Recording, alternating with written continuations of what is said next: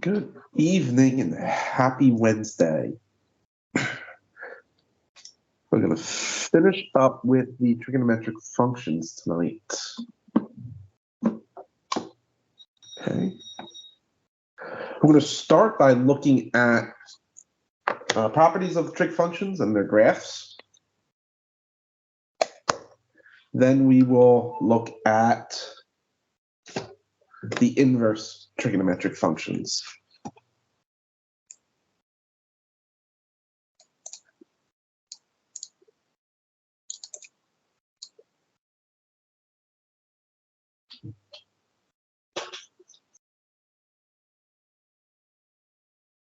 We want to sketch the graph of the given function over one full period.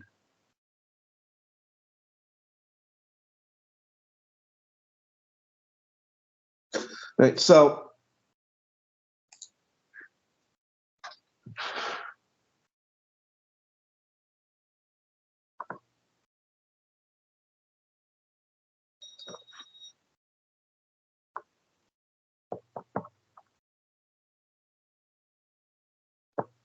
the sine and cosine functions are both 2 pi periodic.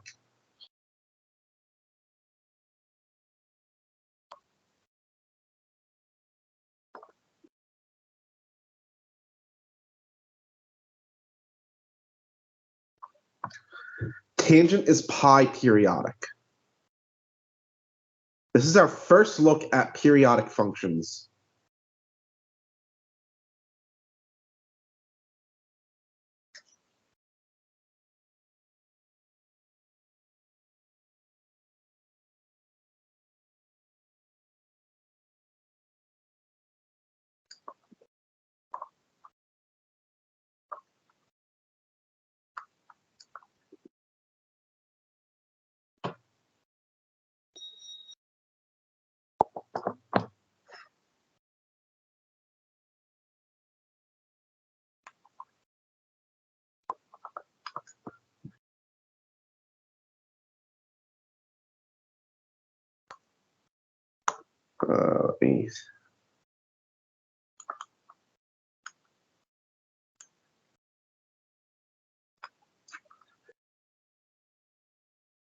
A function is B periodic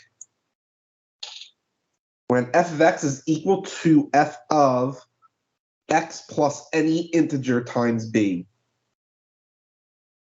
Right? So it repeats itself.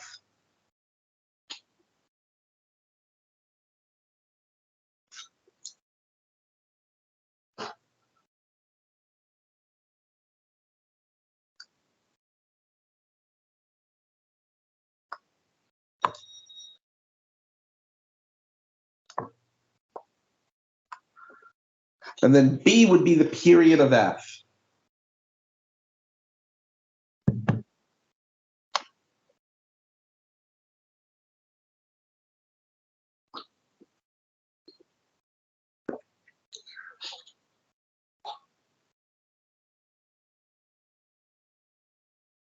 Sine and cosine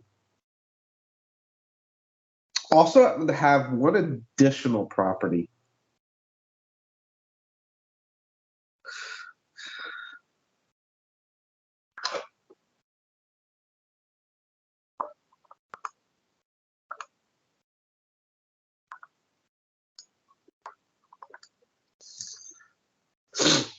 Both sine and cosine are bounded by -1 and +1.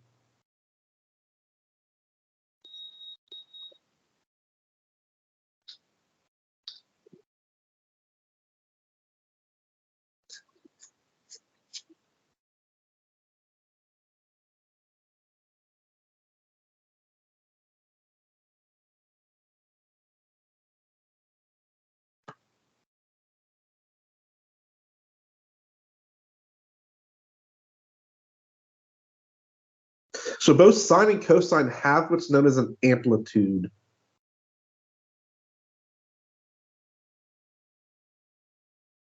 And the amplitude is the maximum distance that the function goes from its axis.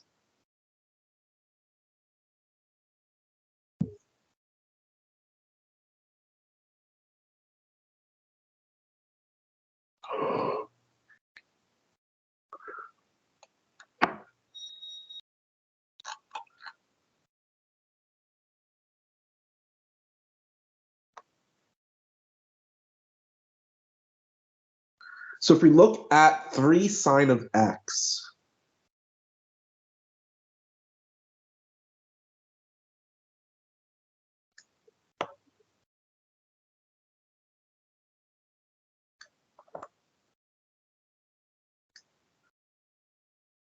its amplitude is going to be 3.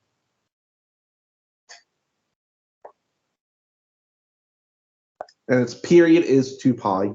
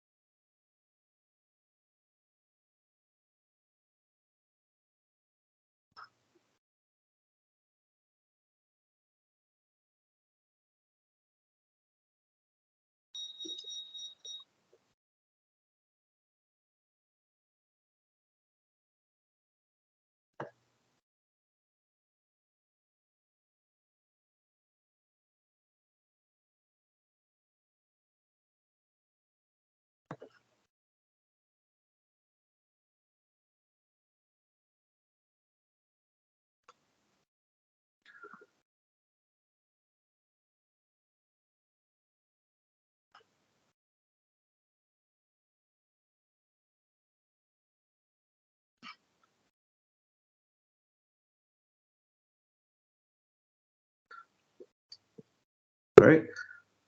One full period would be 2 pi. Amplitude is 3, so it's going to go up to positive 3, down to minus 3.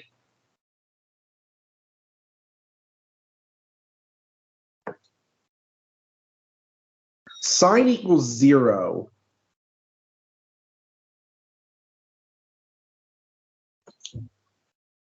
At 0, at pi, and at 2 pi.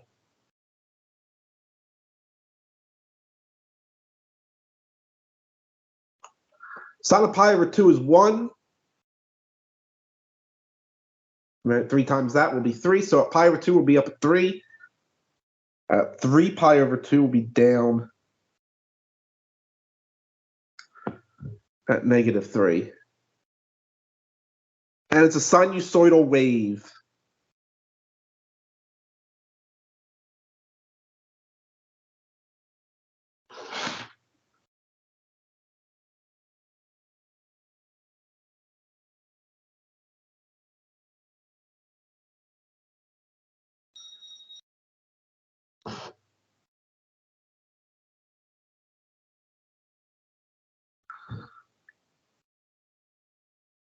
So it looks something like that.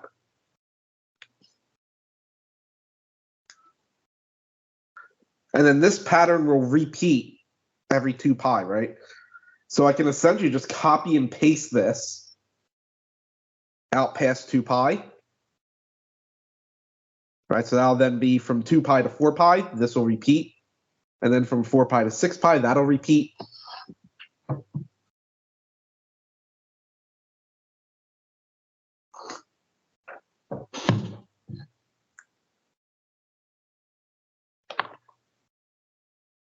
So I derived the values of sine and cosine at 0, pi over 6, pi over 4, pi over 3, and pi over 2. In, I think it was the last video, the video of the trigonometric functions.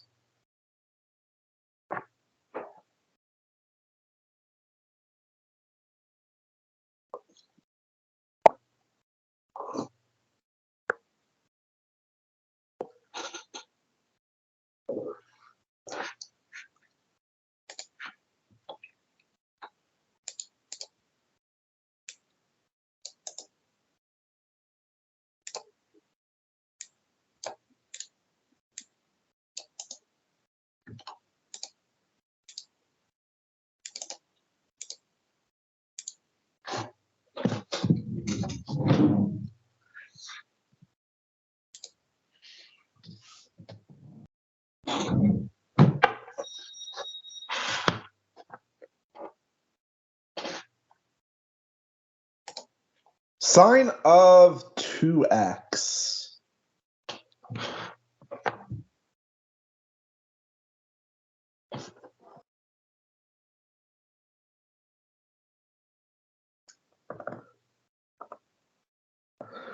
It's going to have an amplitude of 1.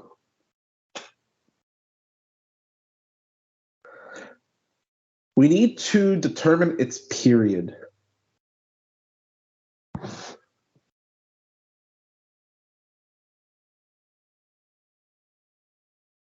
Well, one period is 2 pi.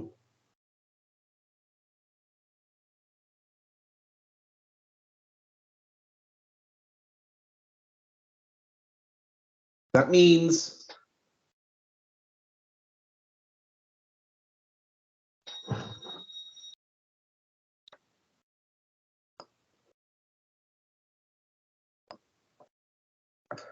that we're looking over this interval, right? 0 to 2 pi, this is the period. So to determine the actual period, which is for x only,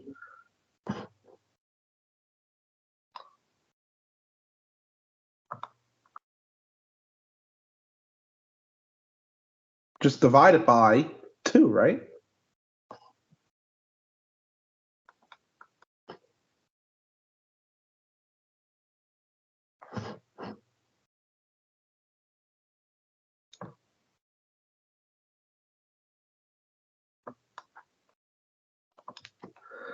So the period is pi.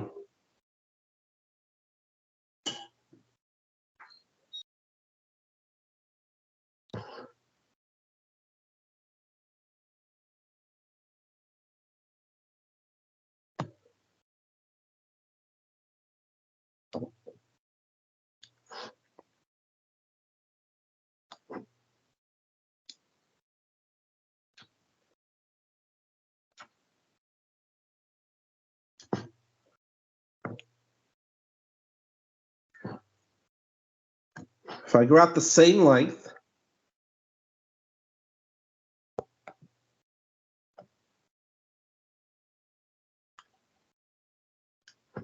I would have gone out too far, right? We only need to go up to here, pi.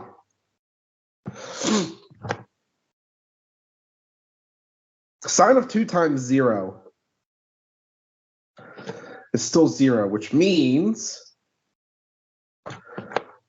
that's going to have to be 0 again at pi.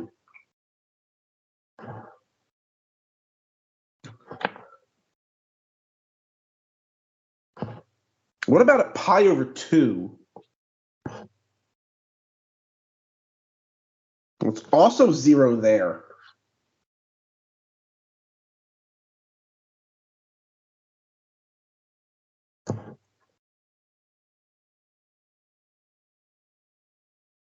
Right? Sine of 2 times pi over 2 is sine of pi, which is 0.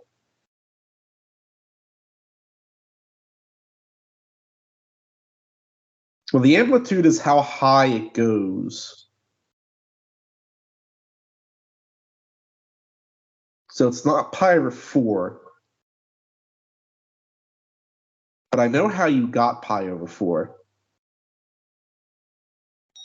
Because that is where it's going to equal 1, right?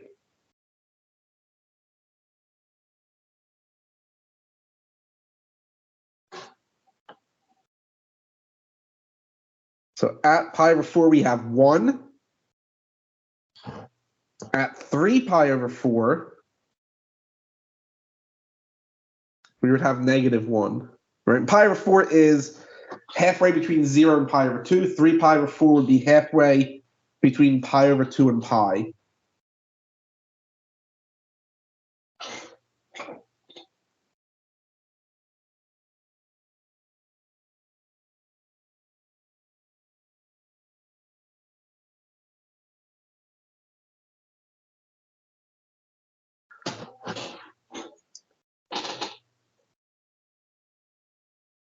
Yes.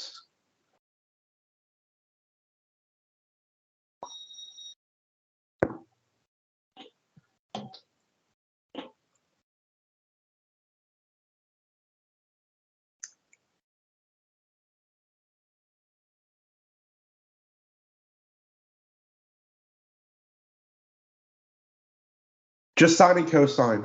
The other trig functions do not have a bound.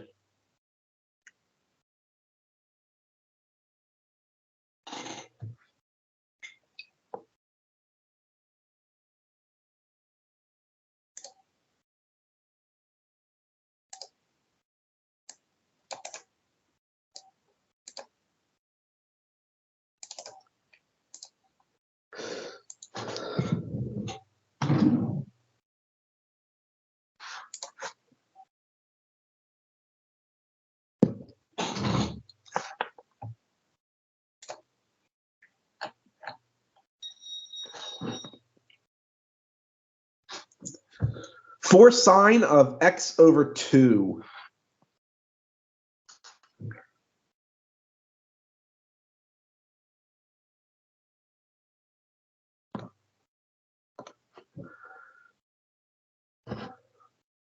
going to rewrite that.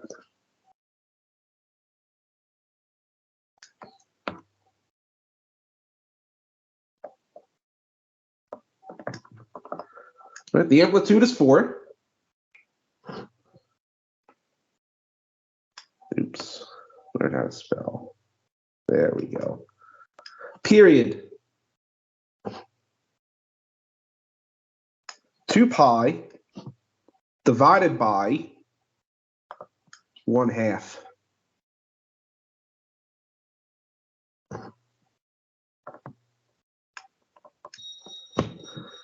Which is 4 pi.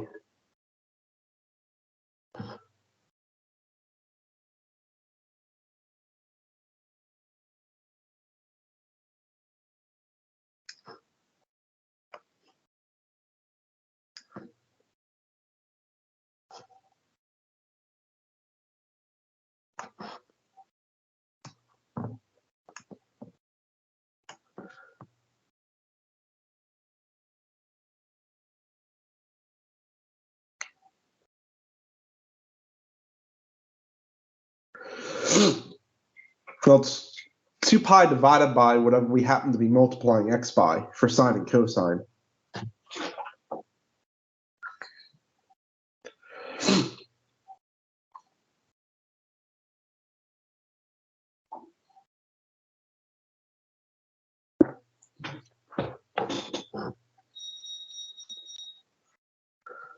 It says pi over 2, pi, 3 pi over 2, 2 pi. And there we go.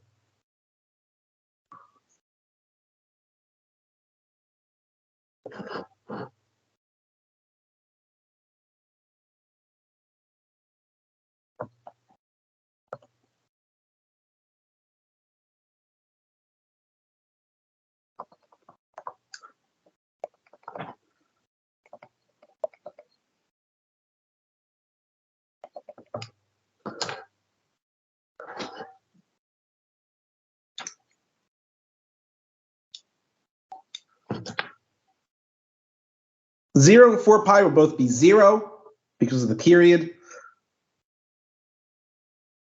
Halfway between them will also be 0. That's just because of how sine works.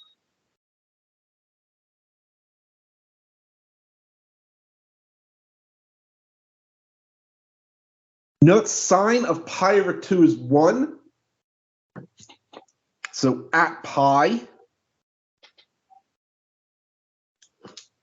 will be at 4.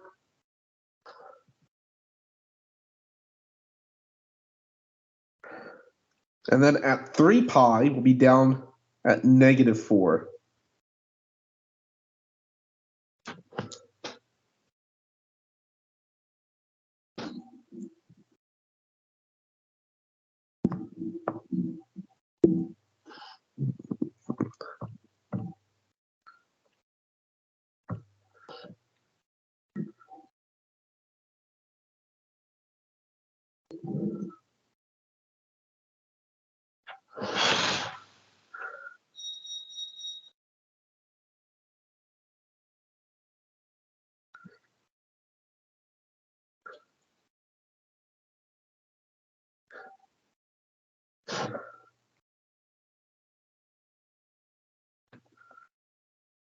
So something like that.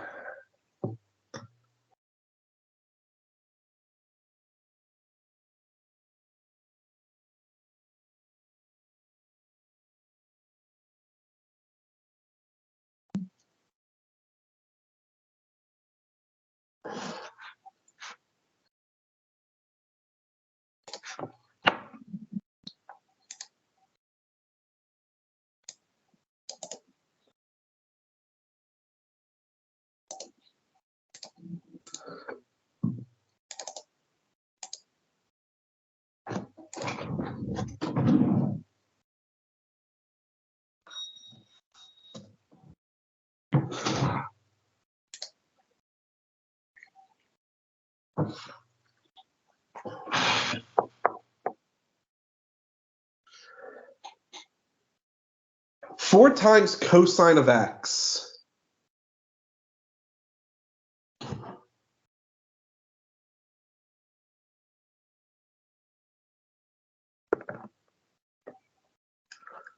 Has an amplitude of 4.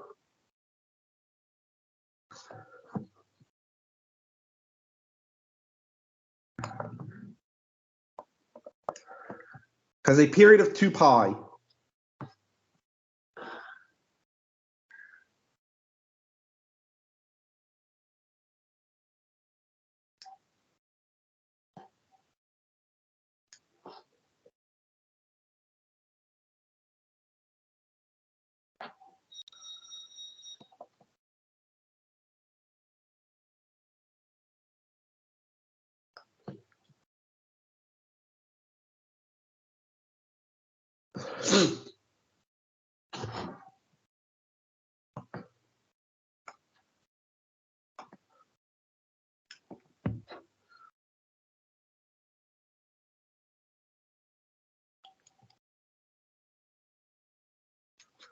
What is cosine of 0?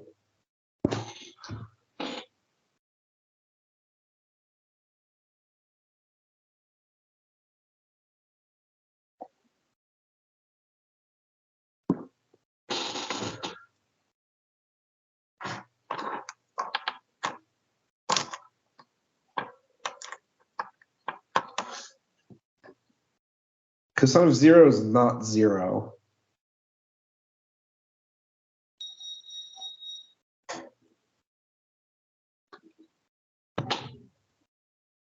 It's not undefined either.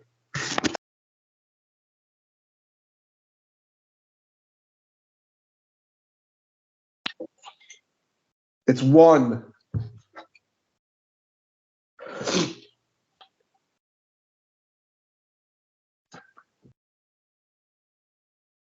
So at 0, our function will be equal to 4.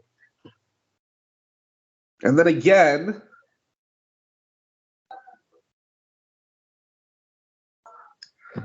at 2 pi.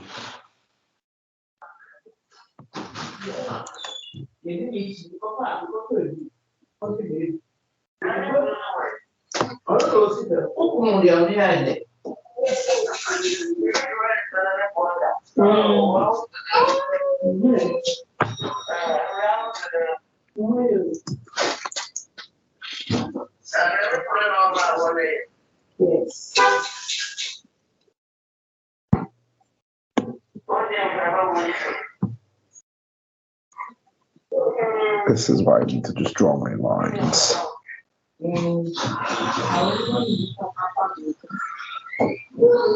Right there, good enough for government work.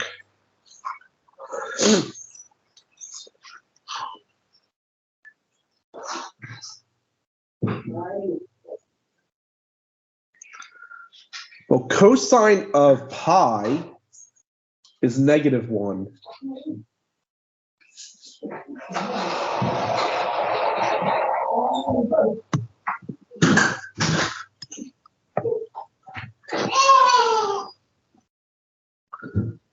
And then at pi over 2 and 3 pi over 2, cosine is 0.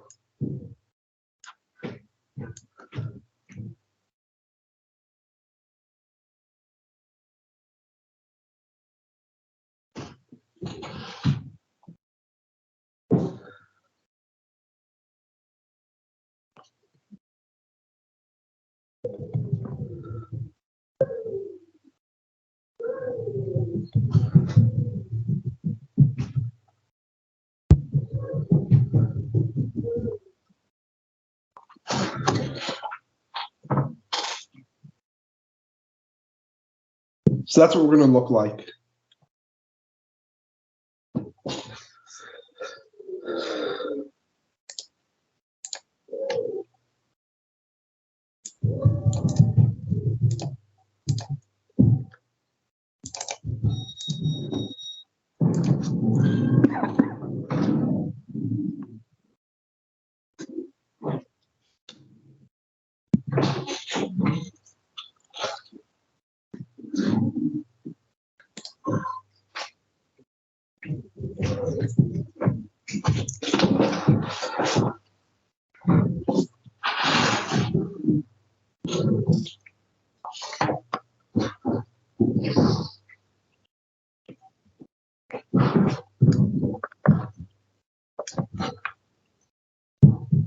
Amplitude.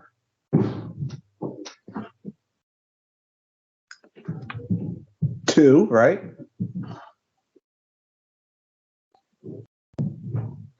And then the period.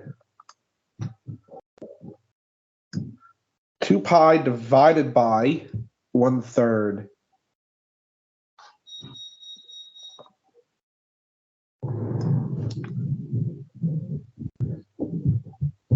So our period here is 6 pi.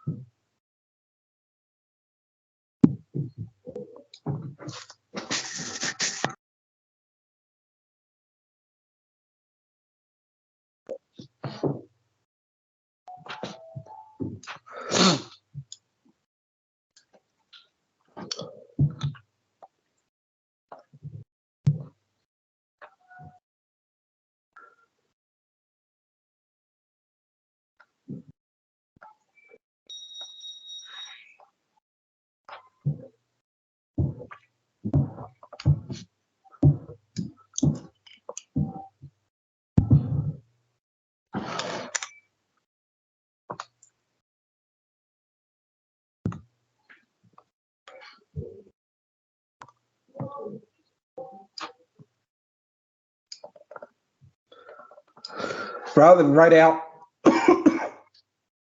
every tick, I'm just going to write out the pi's, the multiples of pi.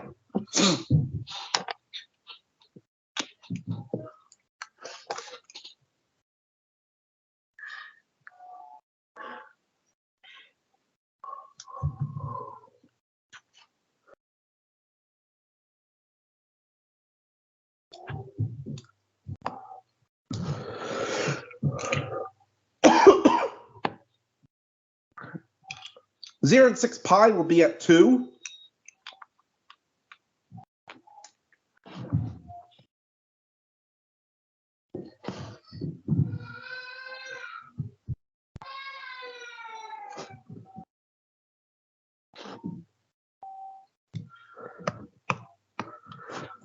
At 3 pi, we will be at -2.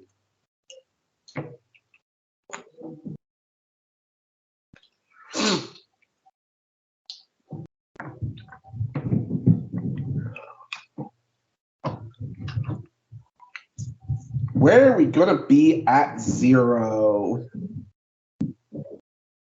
And we're going to need it to be when x over 3 is pi over 2, and then 3 pi over 2.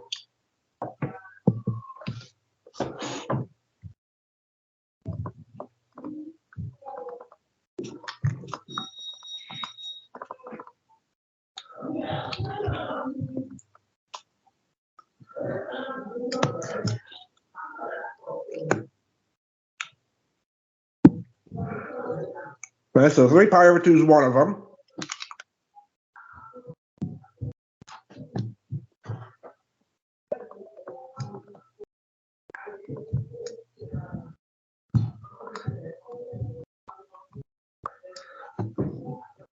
And then 9 pi over 2, which is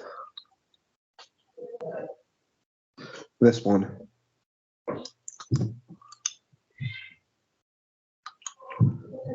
Right, and that's going to have the same basic shape.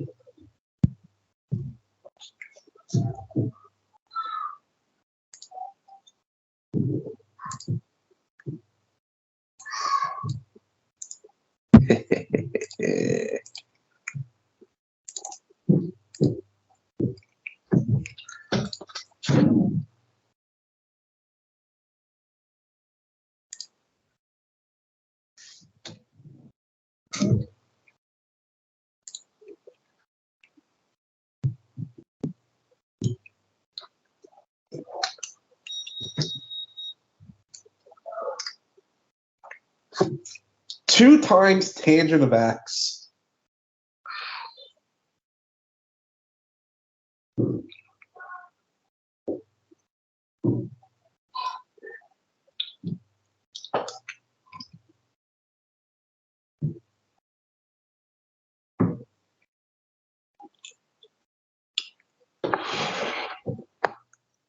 Now, tangent does not have an amplitude.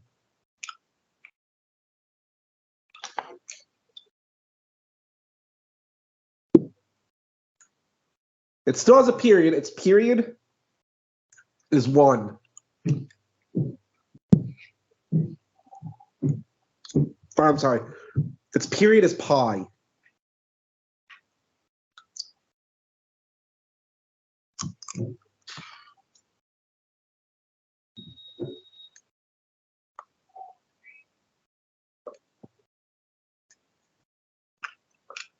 It will have vertical asymptotes.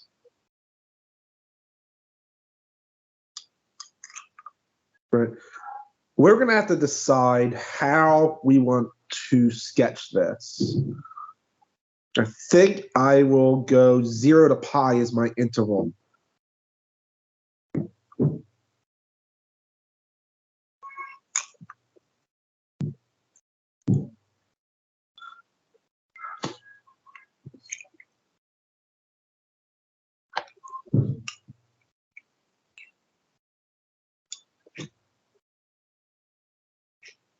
That might be a problem. Okay, that is a problem. So if I go 0 to pi like I originally intended,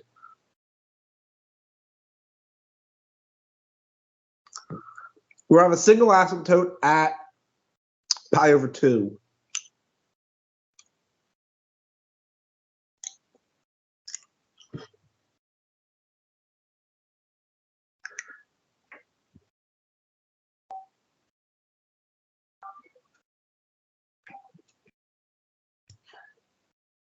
And then this is what we will get.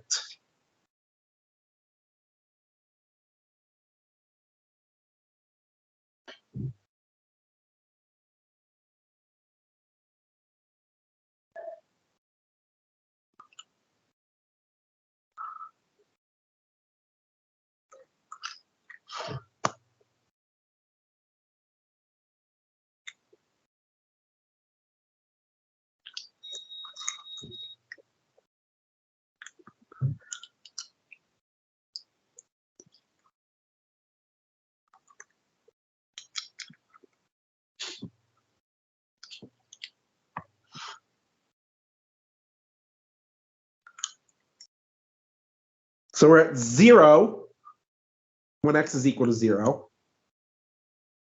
So it's going to return to 0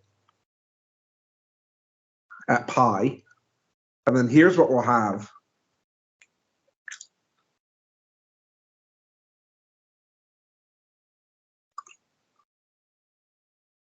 No, that's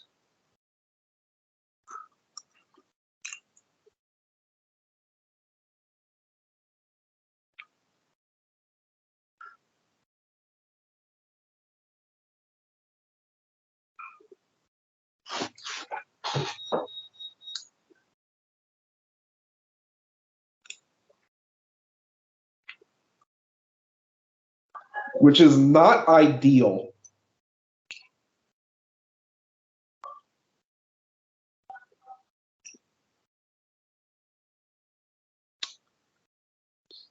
So we have two options.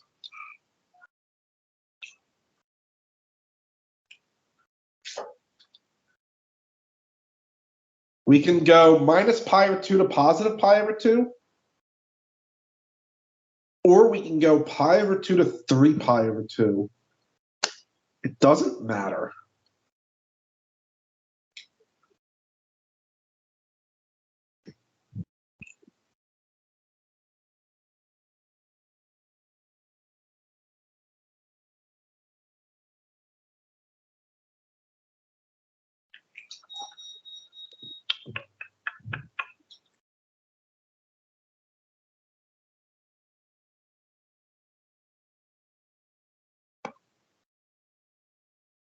I could set up a poll.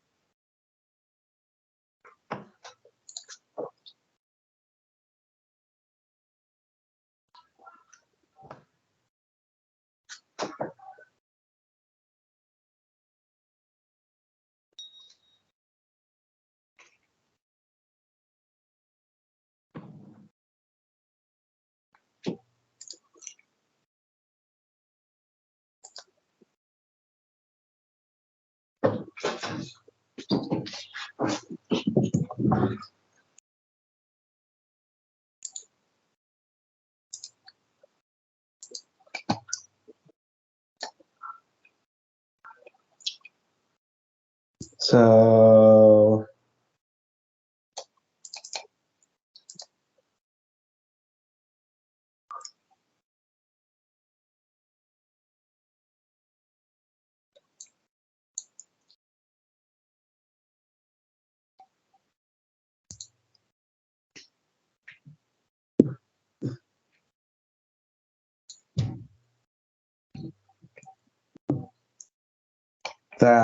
let's do it two ways this time.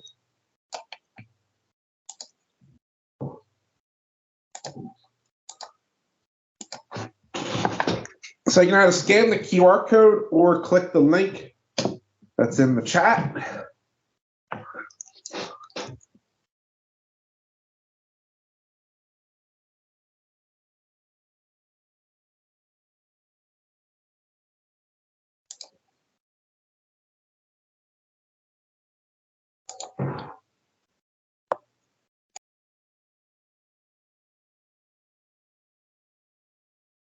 So minus pi over 2 to pi over 2 it is. Let me just quickly close the poll.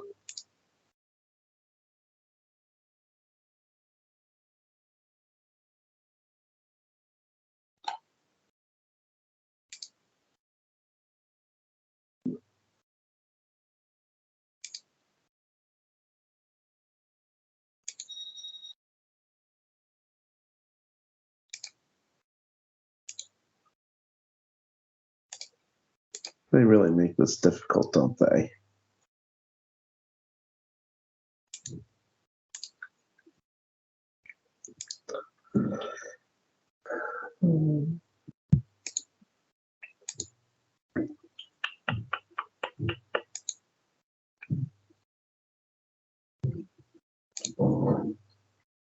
Oh. It's actually not difficult. I was just being dumb. Okay.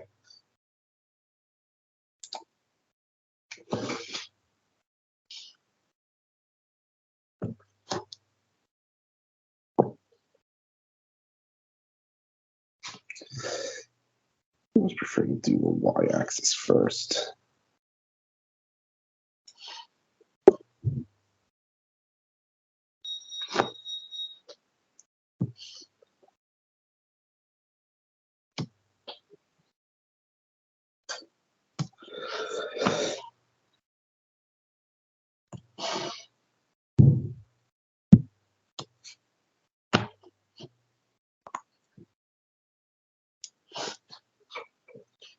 Let's say minus pi over 2 is there.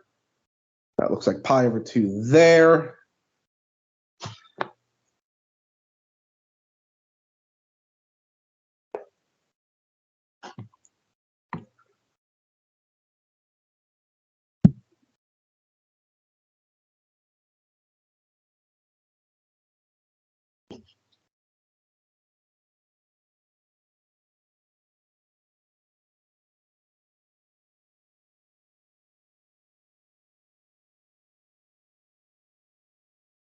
Right.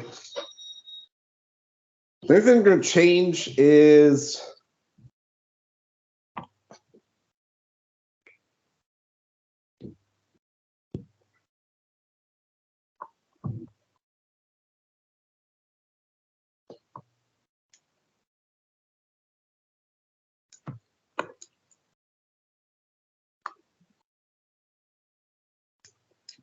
the asymptotes.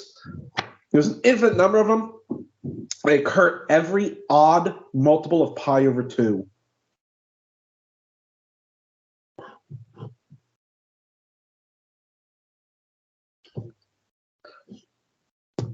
At 0, we're 0.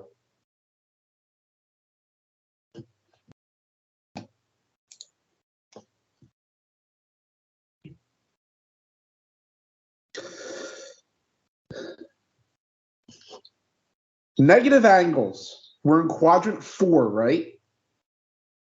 And we know tangent is negative in quadrant 4.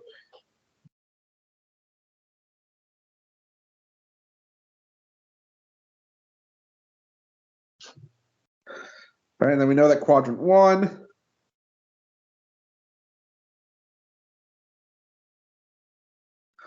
positive, so that looks good.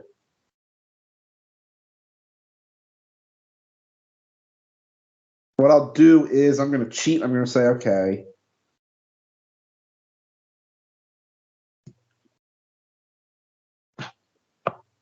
there's negative pi over 4. There's negative 2.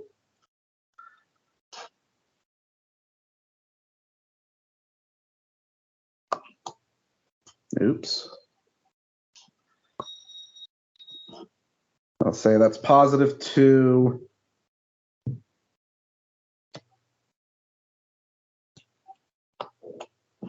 And there's pi over 4. Right, because they're being multiplied by 2.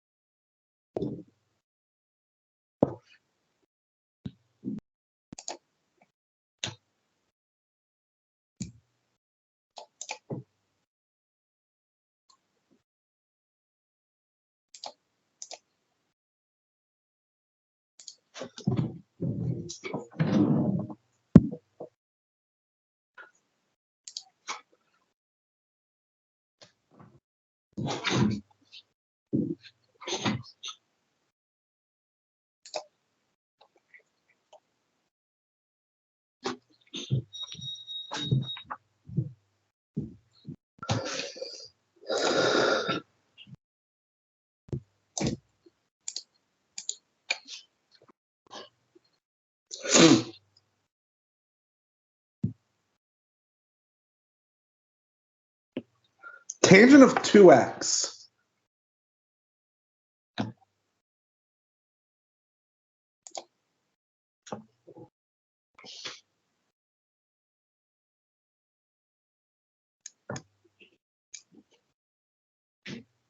This time our period. It's pi over 2.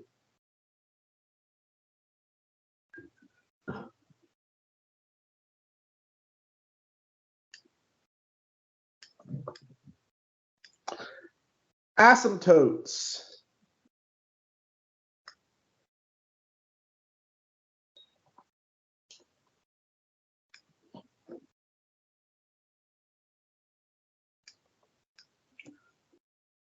Well, there was a period last time. There wasn't an amplitude.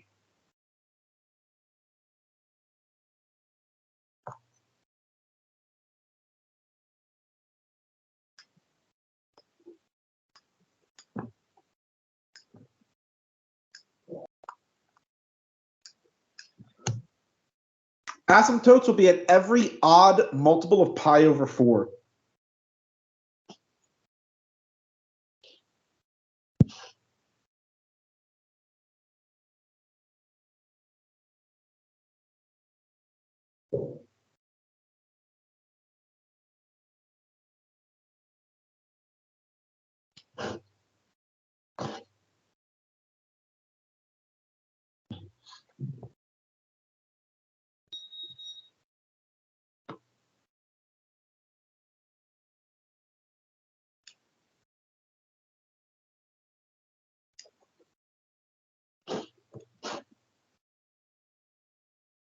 Good enough.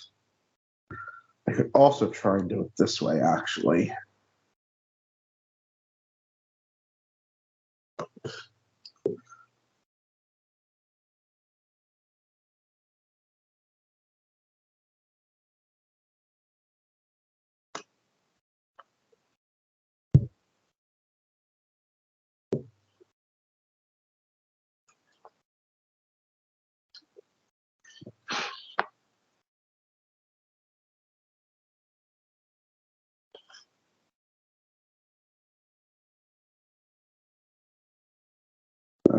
Let's say that's negative pi over 2. And let's say that is positive pi over 2. Which means about halfway would be pi over 4.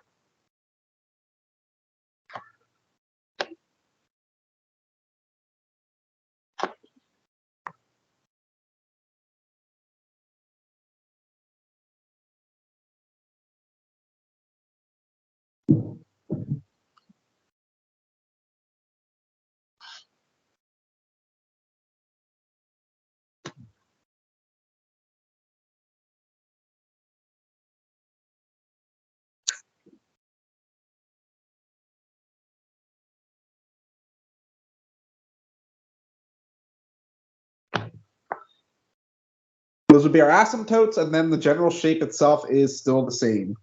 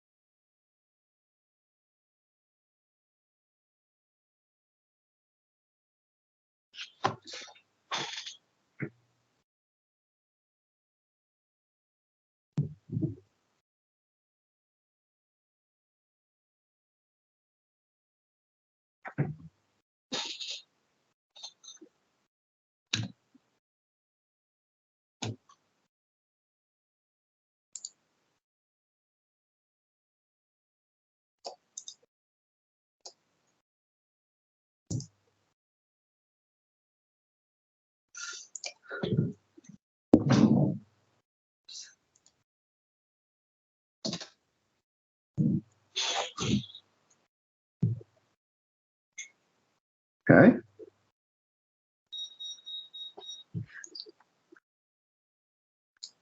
Sine of x plus 3.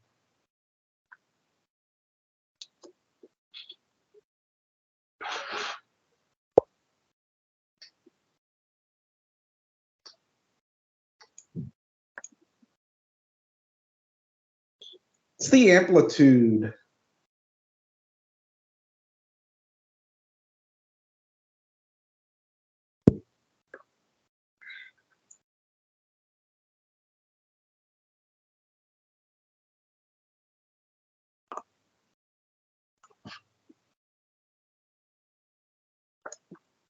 What's the period?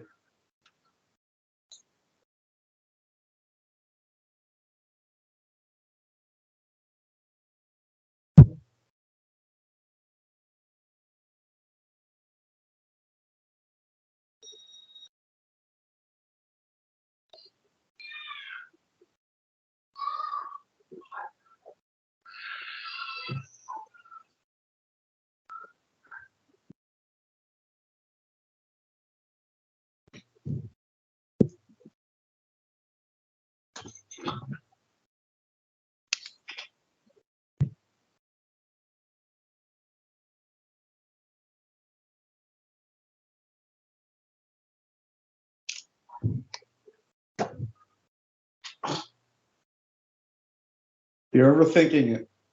What's the period?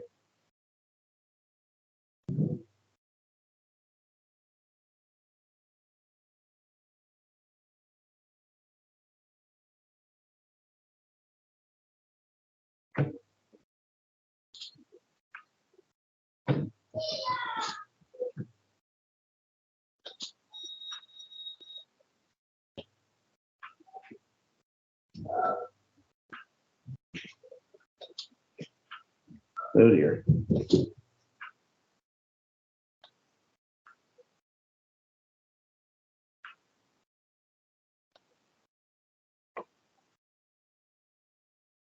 So go back to the very beginning.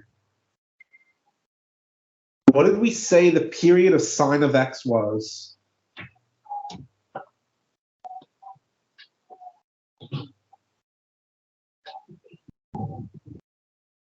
So what's the period of this function?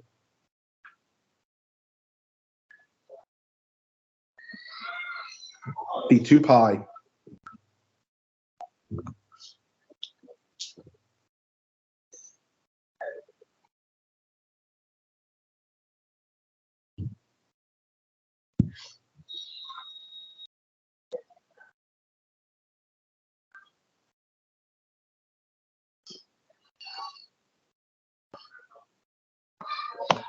I need to have a straight line.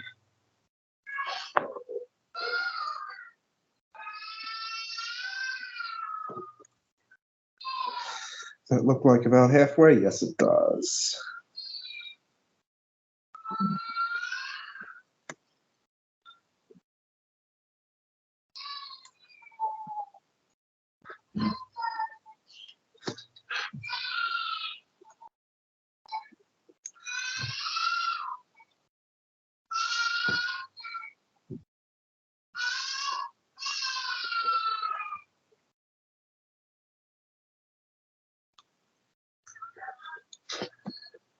And we have an amplitude of 1. However,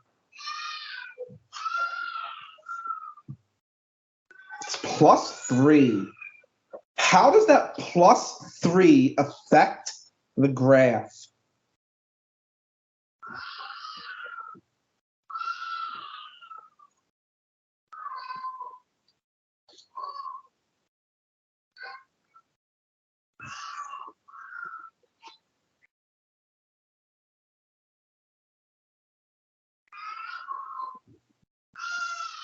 What do you mean starts at 3?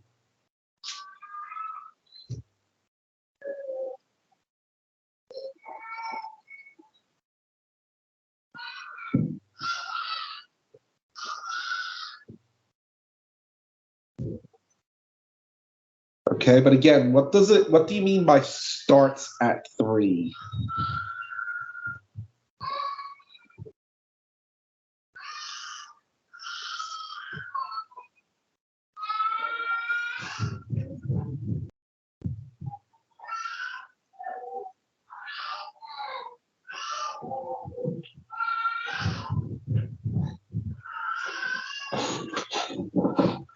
So think back to the terminology of the first unit.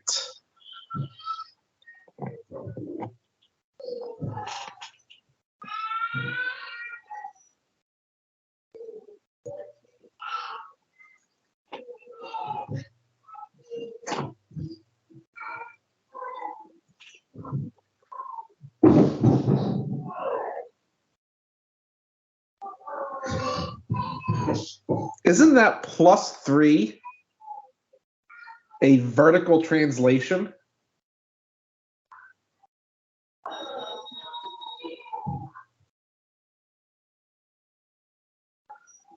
So the entire graph is going to shift up 3 units.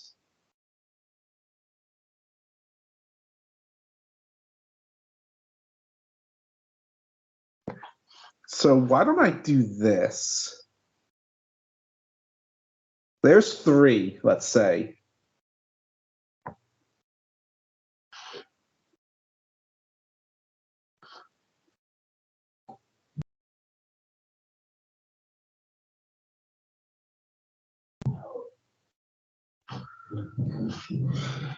I pushed the wrong button. Oops. That's the one I wanted. So let's pretend our x-axis shifts up by 3 units. That orange dashed line is the axis of our sinusoidal wave. It has an amplitude of 1 from that axis.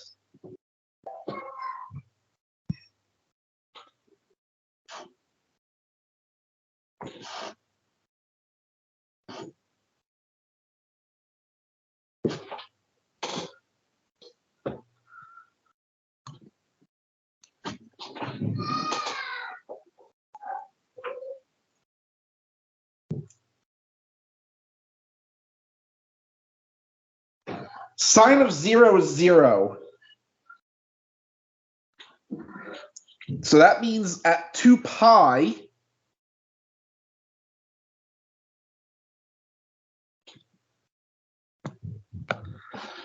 we're at the same. Right? Well, halfway between them is also going to be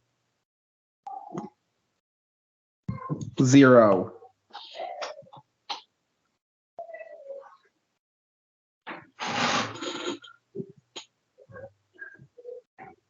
At pi over 2, it's 1.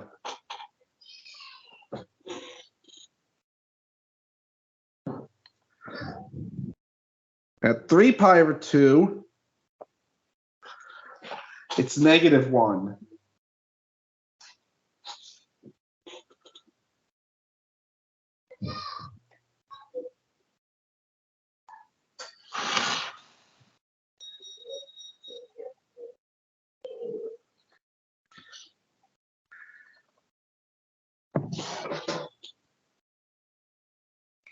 So something like that.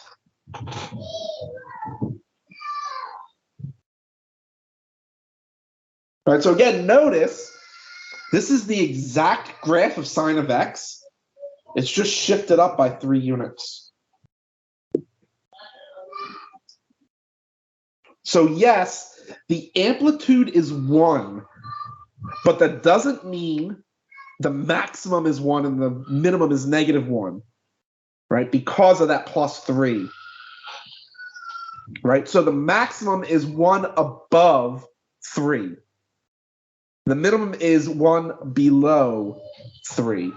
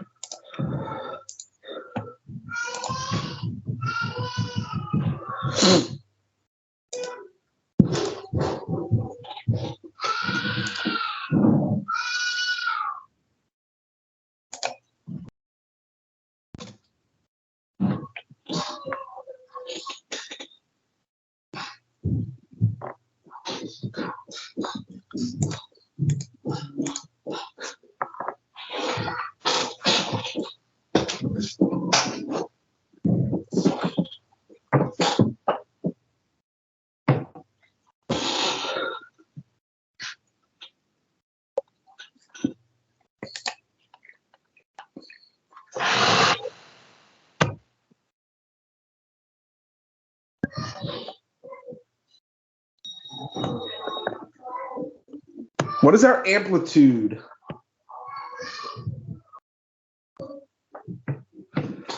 Right, amplitude is 1.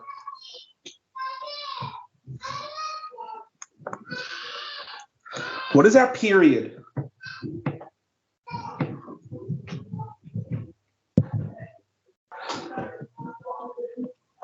Period is 2 pi.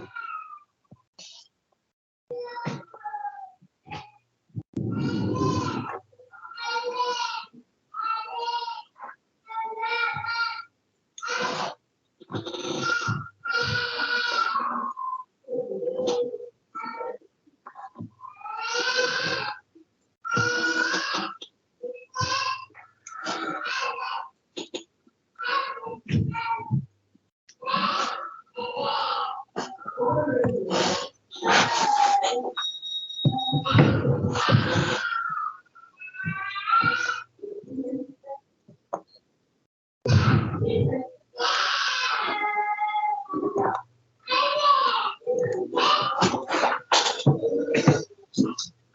does that -2 affect the graph of cosine?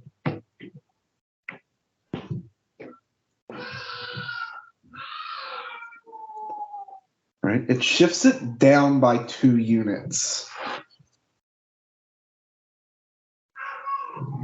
So let's say right there.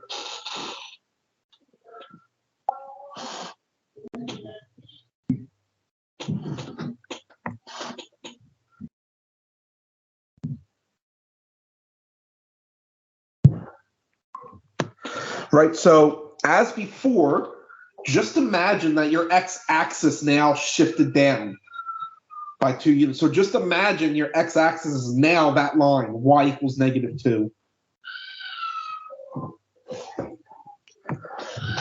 Then the amplitude is based on that new axis. So it'll go up by 1, and it'll go down by 1.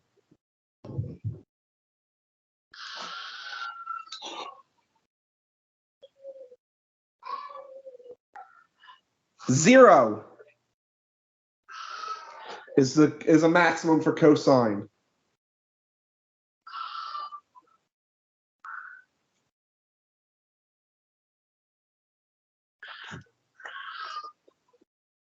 And so is 2 pi.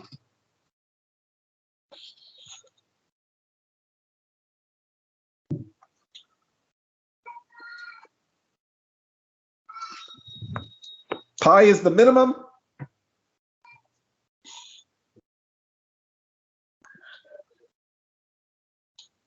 And then pi over 2 and 3 pi over 2 are both 0.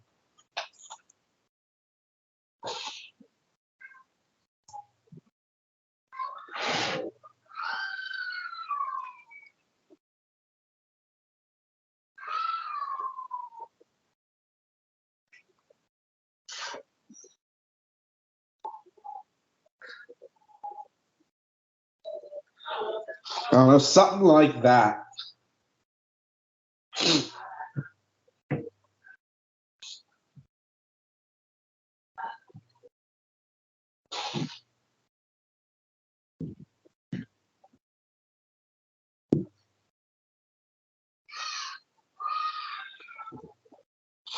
So be careful when you say starts at the amplitude. Because it all depends on where you want to start. I started at 0. I could have just as easily done the interval pi to 3 pi, right? In which case, cosine would start at 0. I'm sorry. No, pi to 3 pi, cosine would start at negative. Right, start at -1, it would start down here. If I start at pi over 2, it would start at 0, right?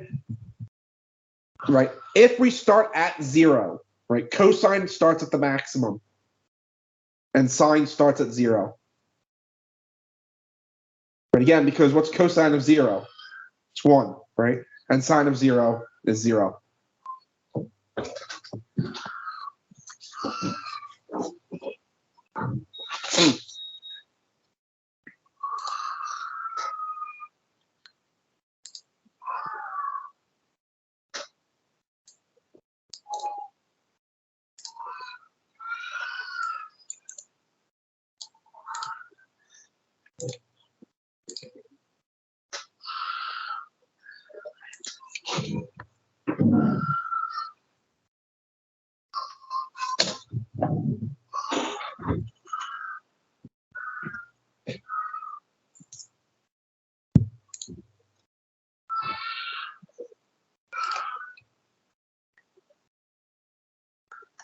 Oh boy. Okay.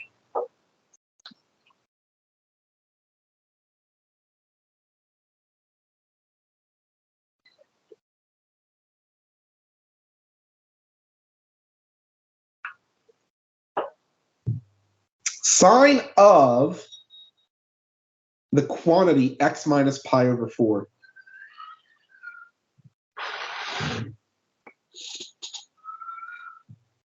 This is a horizontal shift.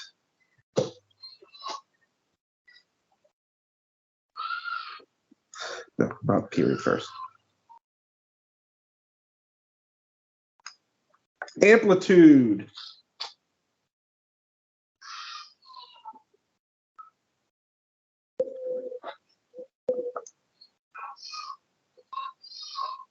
Period.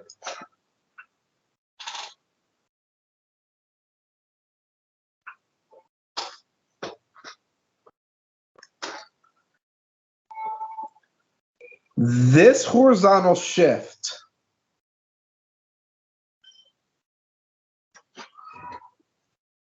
has a special name when we deal with sinusoidal waves.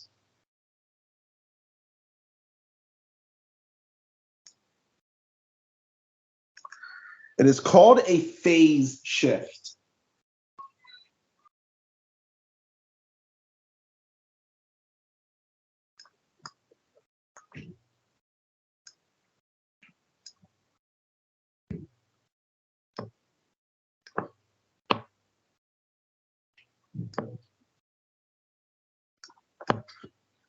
It's also true for cosine and tangent.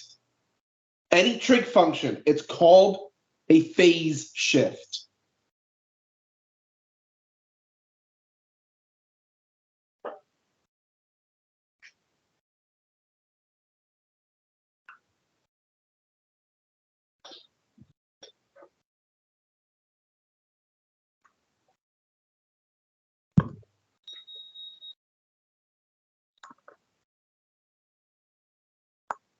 A phase shift is pi over 4.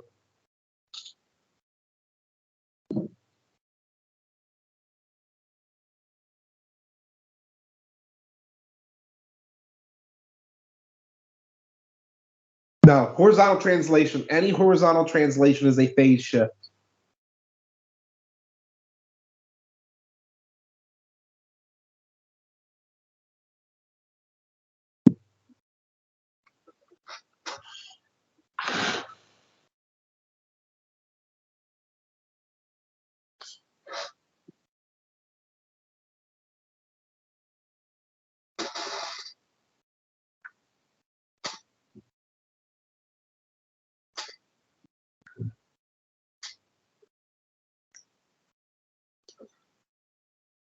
That was pretty good.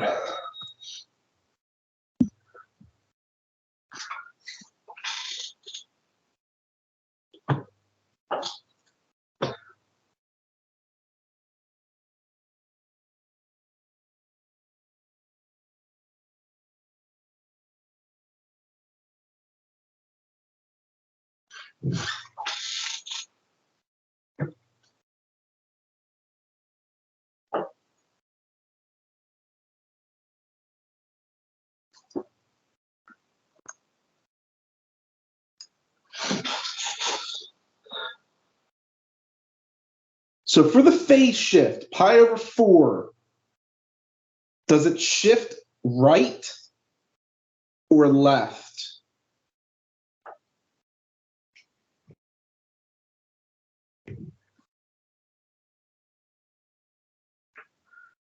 Shifts to the right. So think of it this way. For horizontal, it's the opposite of what you would think, yes.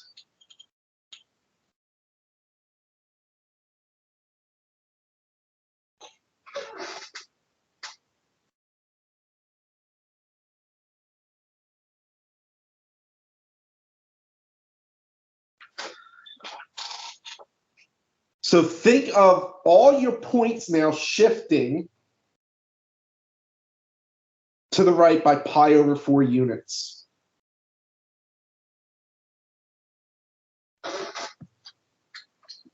Sine of 0 is 0, but because it's shifted,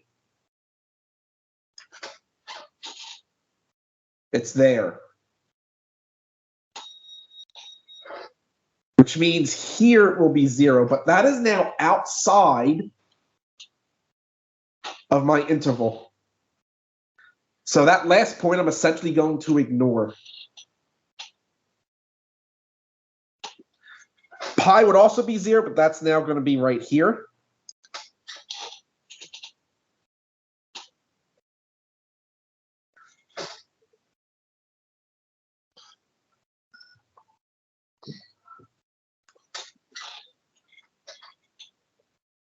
Pi over 2 would have been 1. But because we have a phase shift, it's now there. 3 pi over 2 would have been -1, but the phase shift moves it to there.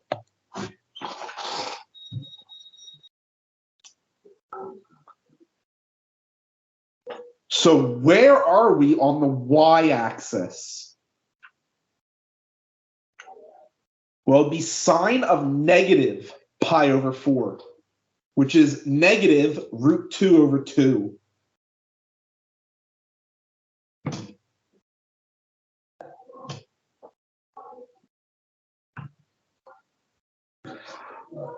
Which is slightly less than -1/2. So if this is -1/2 here, it would probably be right there.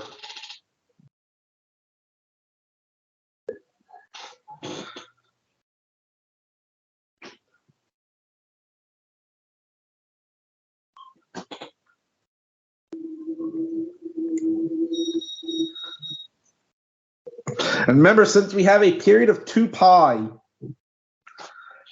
2 pi is going to be the same point.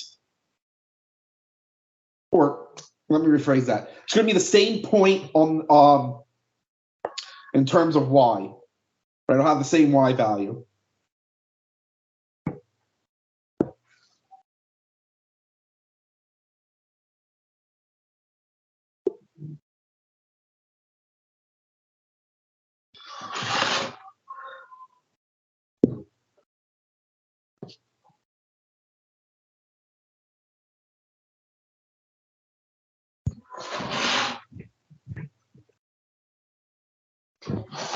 There's our new sinusoidal wave with the phase shift.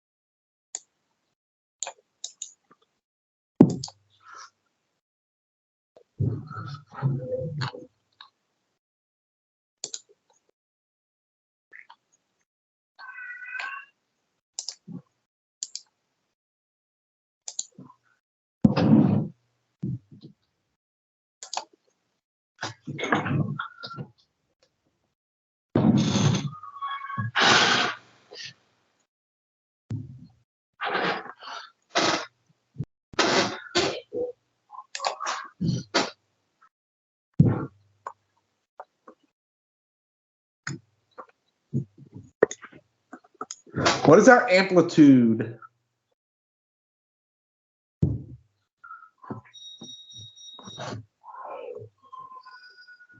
What is our period?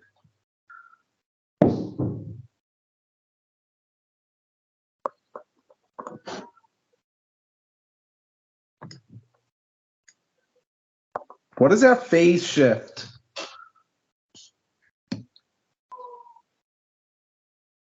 It is not pi over 6.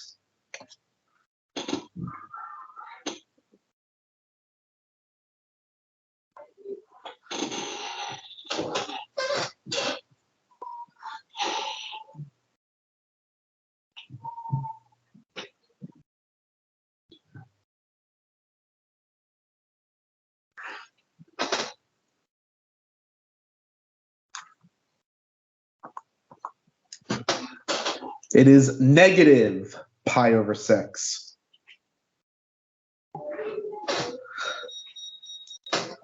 right? Because in here, the plus means it shifts to the left.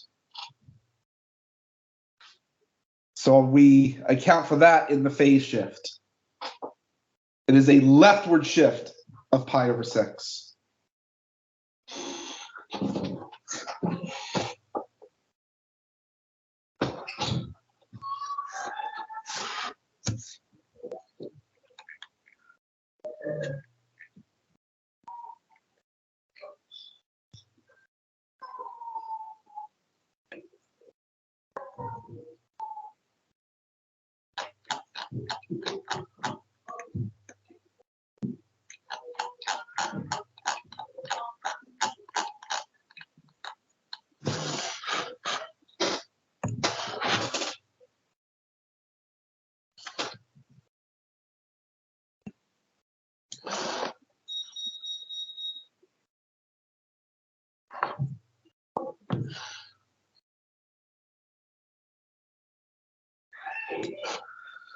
I should go out a little bit further on this side.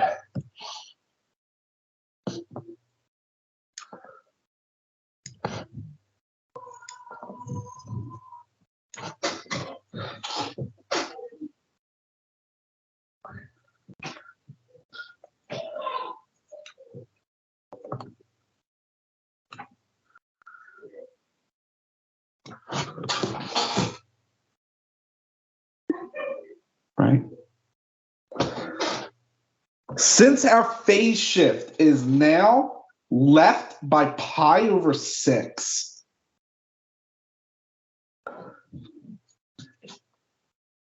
that is going to be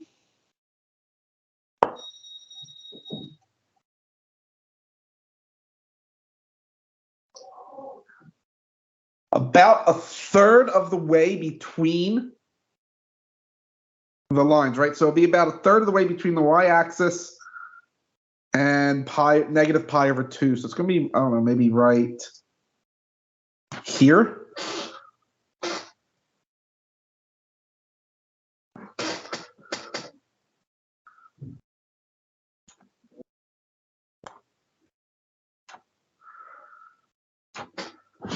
So something like that. So those orange lines are going to represent the shift. Right? Cosine of 0 is 1. That's going to be there, but notice that is outside of my interval. So I'm not going to be including that point.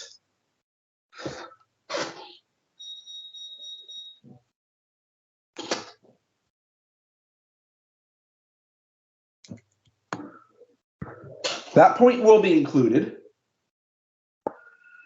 Right? Pi would be down at negative 1.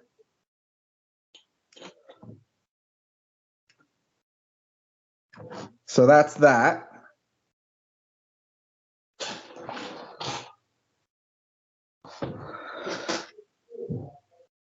Pi over 2 is 0. 3 pi over 2 is 0. So now the question is, where are we on the y-axis? Because we're not at 1.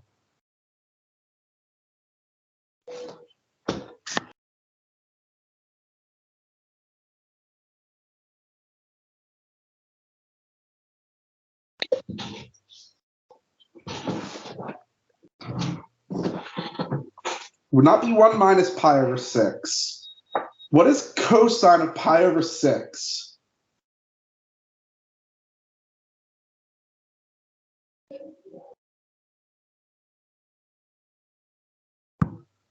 It's root 3 over 2, which is slightly less than 1. So maybe right there.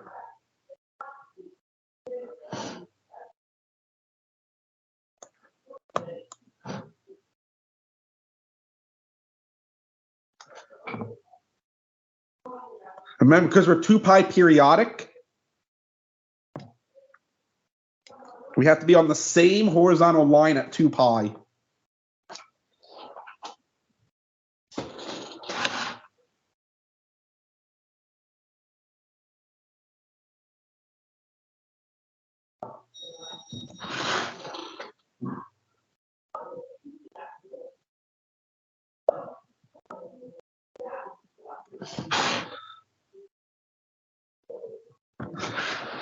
So it'd be something like that.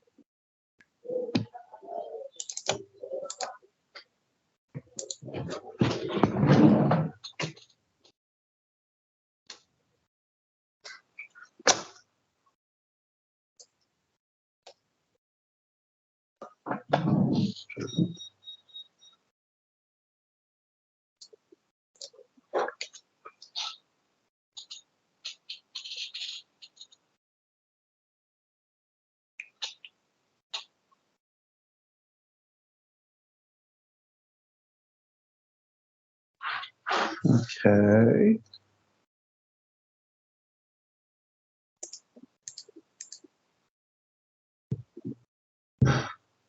So why does it not want to? There we go. The next few problems are actually fairly simple. They're going to want us to find amplitude and period, or at least for this one.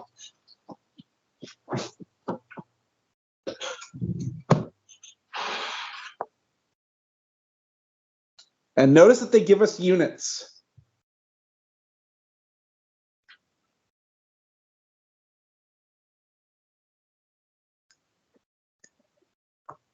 For part A, what is our amplitude?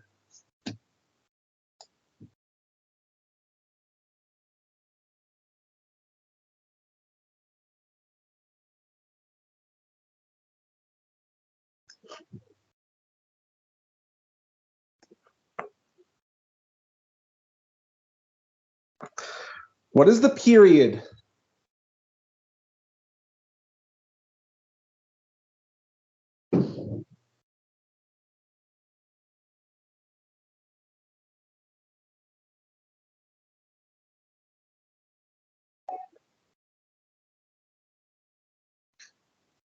Be 1 second.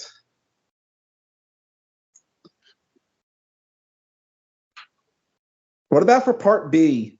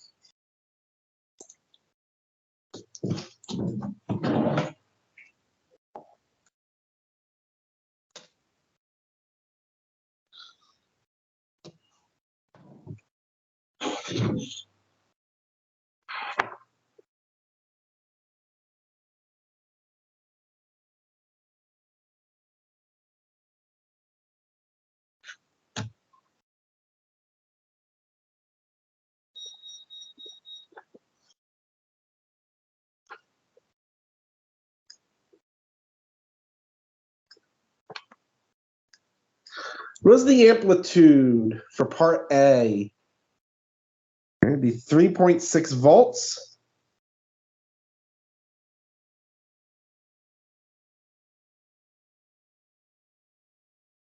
What about the period?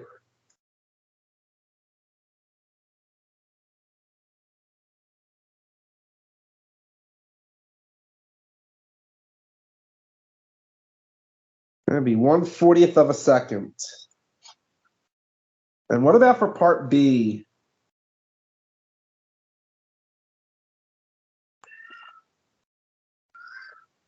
All right, 6.2 volts.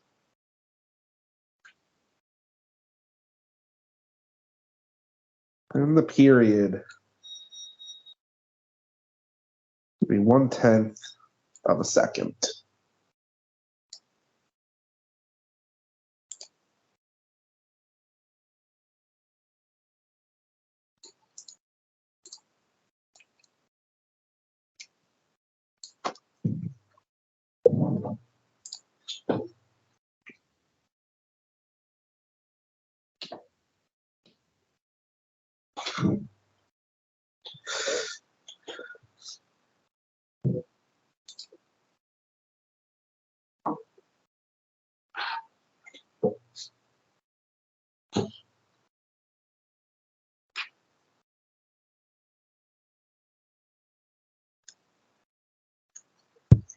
Amplitude for part A.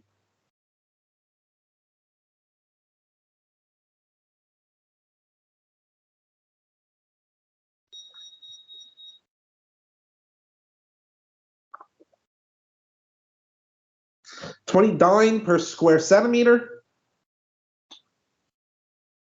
What about the period?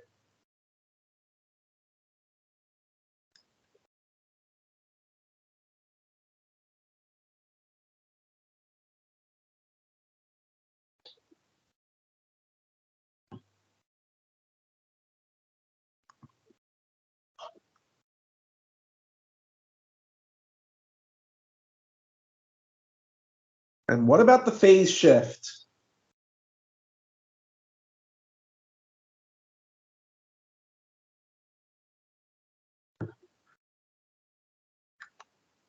Be 0.2 seconds.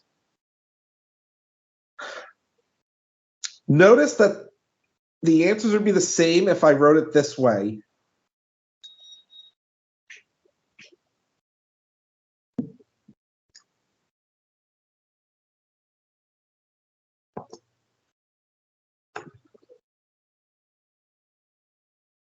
Should be minus 20 pi.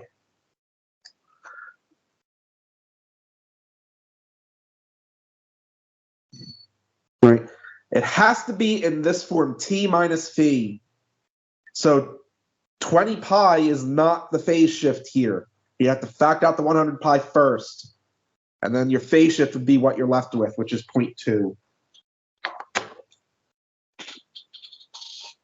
And I'll leave part B as an exercise.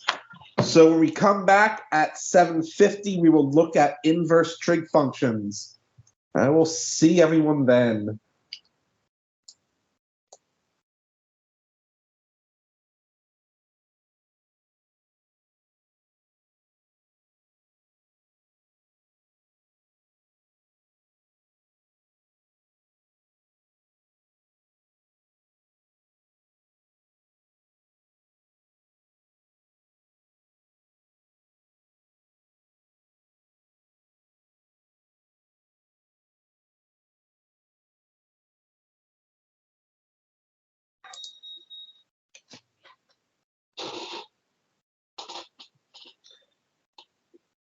Welcome back.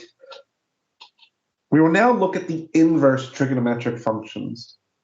Right. Think back to when we studied inverse functions.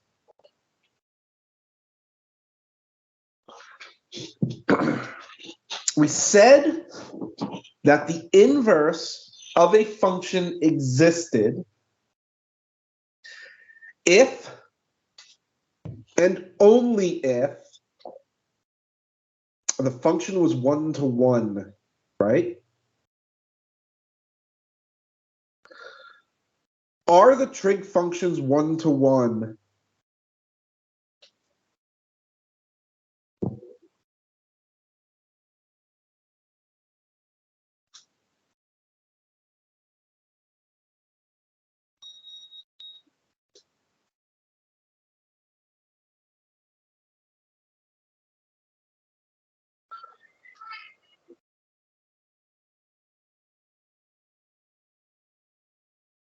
Really?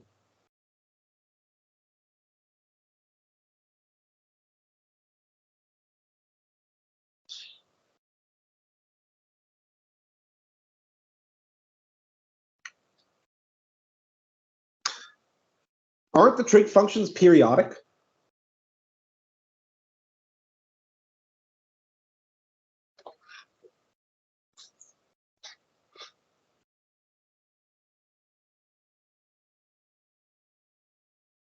If you're talking about the graphs that we did last segment, remember that we only graphed it over one period.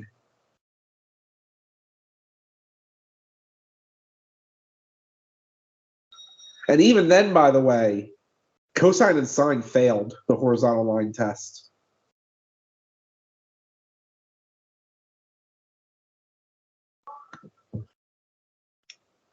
By the very fact that the functions are periodic, they cannot be one-to-one.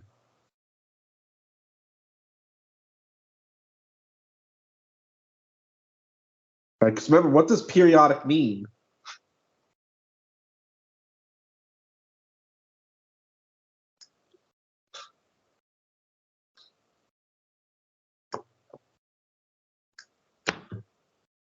Right? F of x is f of x plus b for some b, right?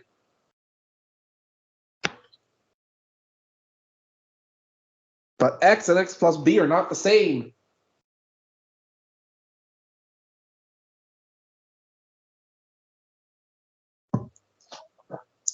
So they're not one-to-one. But wait. I hear what you're saying. But wait, instructor. You just said we're going to look at the inverse trig functions. Well, if they're not one-to-one, they can't have inverses. You're correct. If we look over the entire domain of the trig functions, they do not have inverses. So what we do is we restrict the domains in such a way that they are one-to-one and onto. Meaning they're one-to-one, but the entire range is still covered.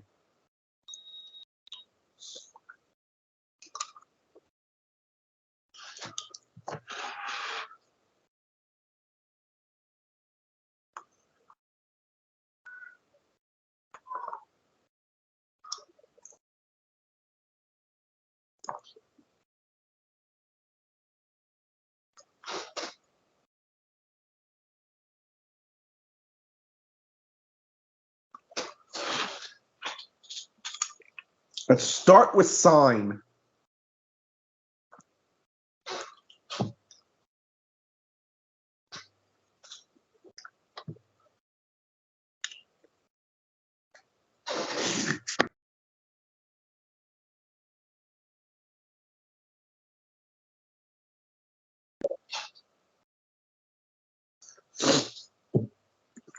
When we look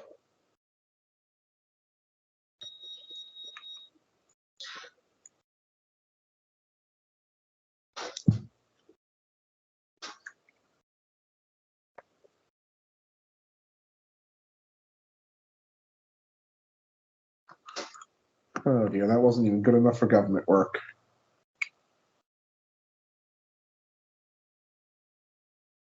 Okay, that's better. We look at the unit circle. On the unit circle, sine represents the y coordinate, right?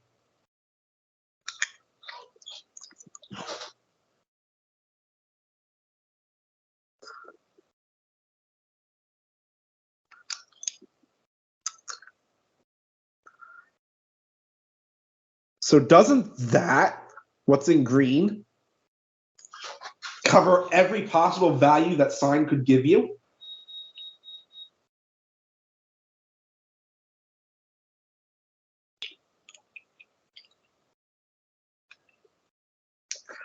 So the question is, what is this angle? And what is that angle?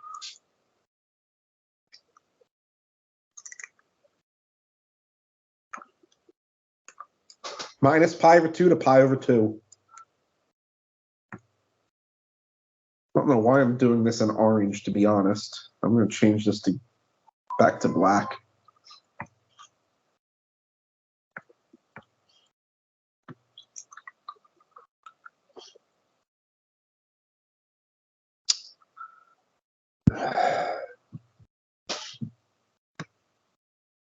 Thank you.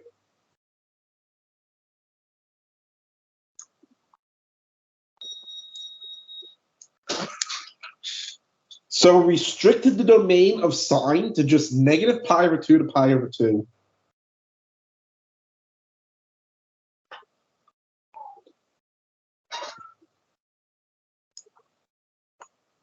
And its range is still -1 to 1.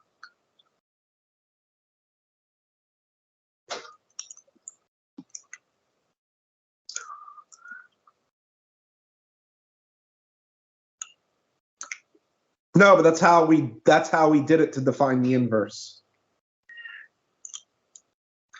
I could have just as easily done pi over 2 to 3 pi over 2.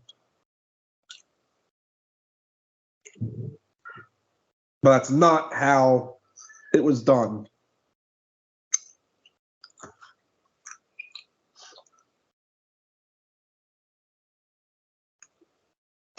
Inverse sine.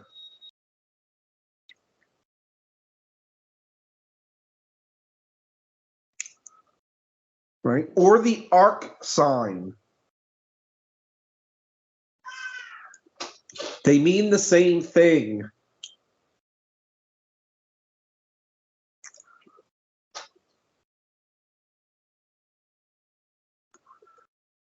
We'll have domain -1 to 1.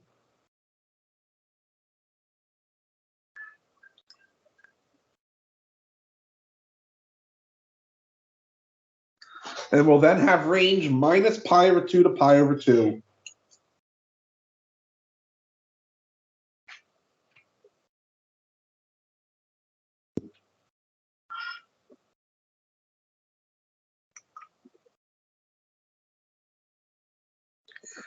This is how the inverse sine function is defined.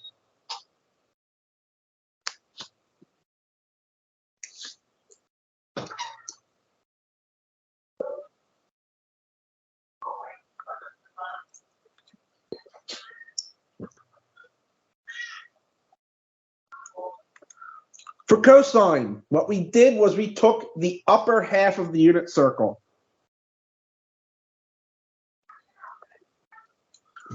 Which is 0 to pi.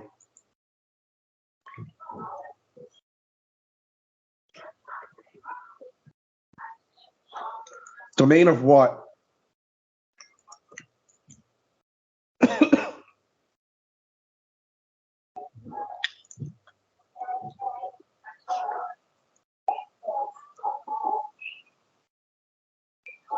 Well, the inverse functions are not periodic.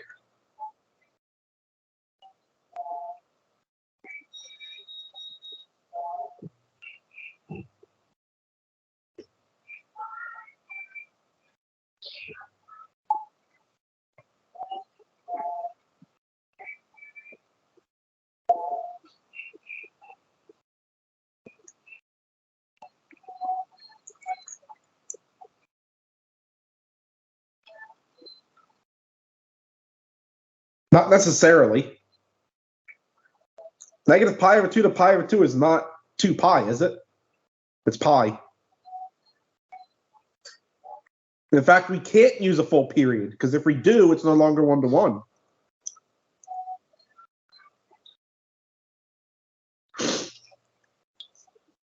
Right?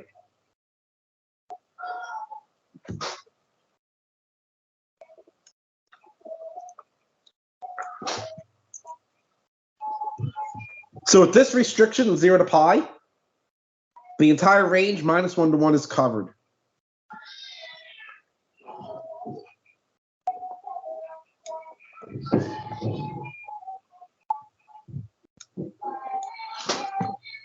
So the inverse cosine, or the arc cosine, again, they mean the same thing, and they are used interchangeably.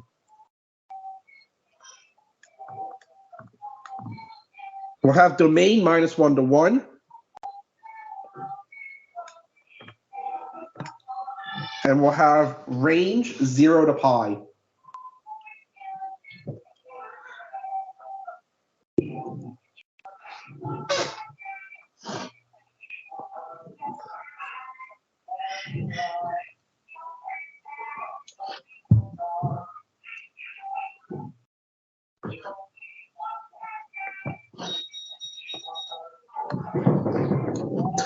Tangent.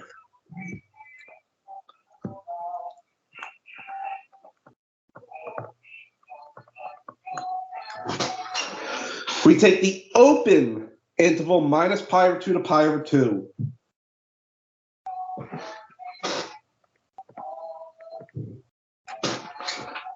This covers the entire range of minus infinity to positive infinity.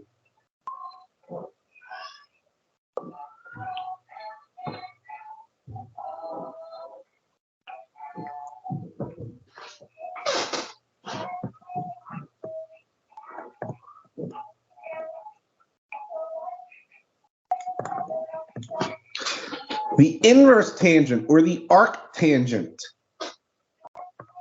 then has domain of negative infinity to positive infinity,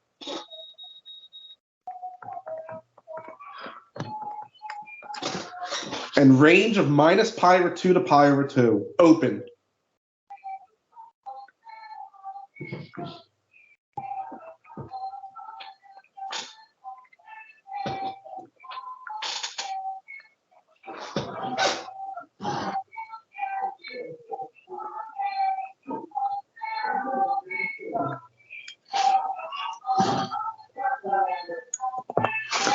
Secant.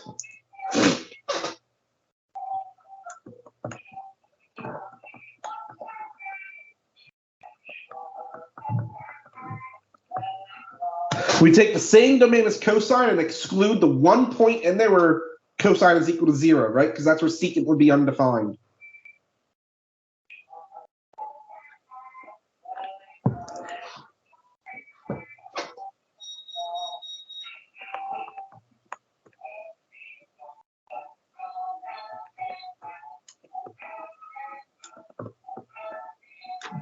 It will have range. Negative infinity to negative 1 unioned with 1 to infinity, right? Remember, since cosine is between minus 1 and 1, and secant is the reciprocal of cosine, you can no longer get values between minus 1 and 1.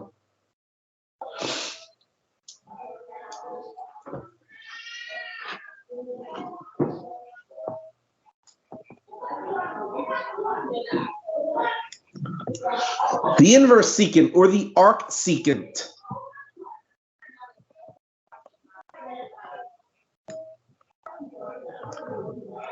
has domain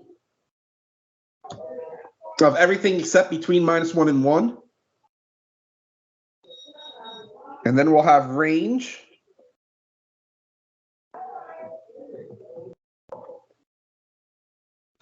of 0 to pi, excluding pi over 2.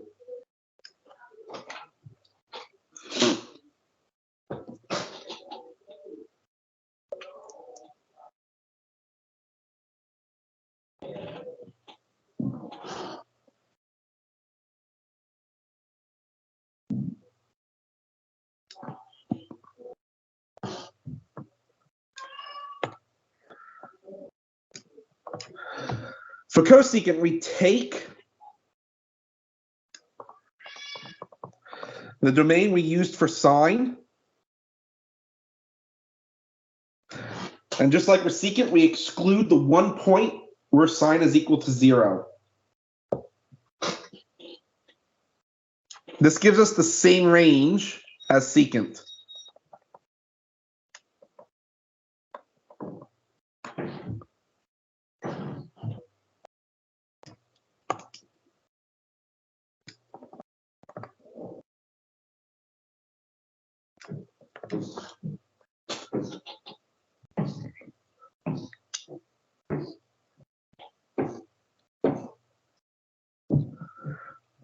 The inverse cosecant, or the arccosecant,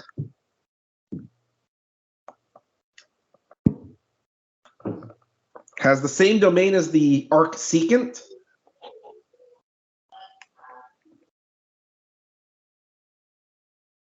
and its range is minus pi over 2 to pi over 2, excluding 0.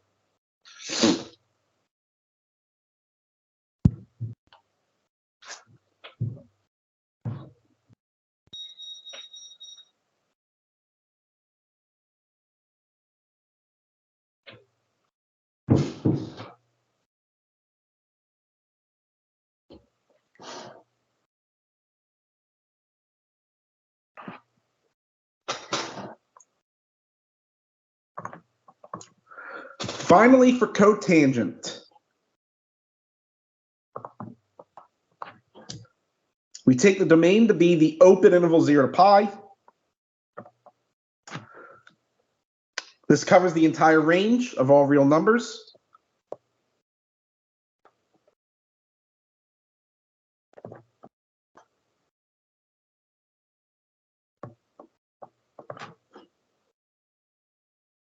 Then the inverse cotangent, or the arc cotangent, has domain of all real numbers and range of 0 to pi open.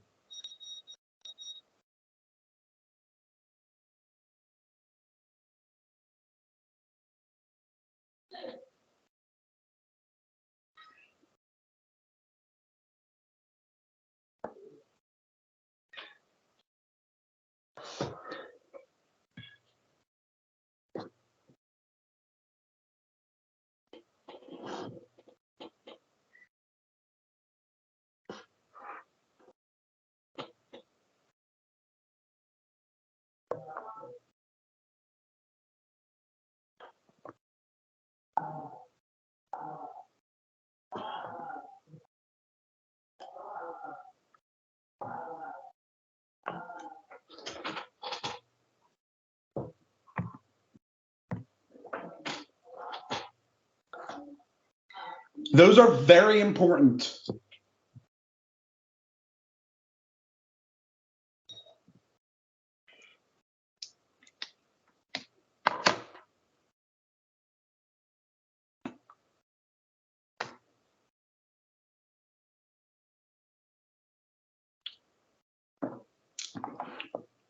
Maybe you should write those down on your reference sheet.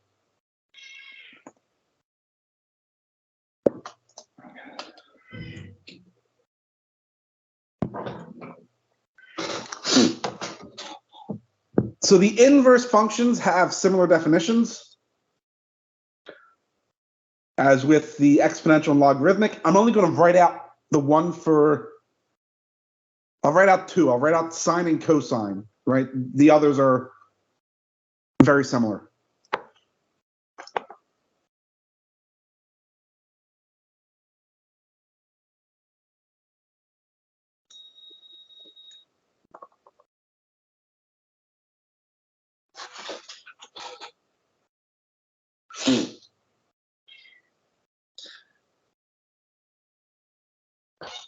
I don't like the way that's written.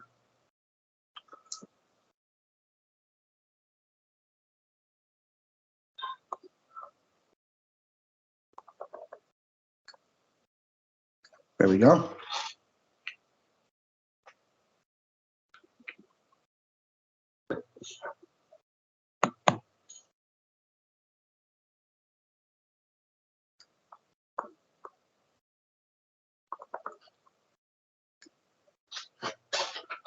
All right, so those are two I'll write out. The other four, obviously, you just make the appropriate function changes and then they're identical.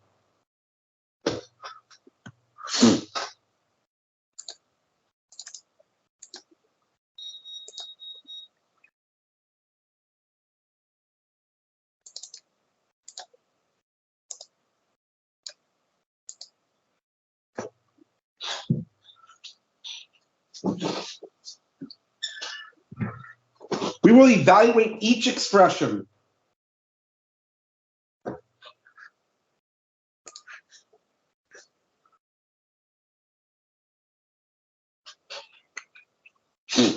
The sine of the inverse sine of 1/2.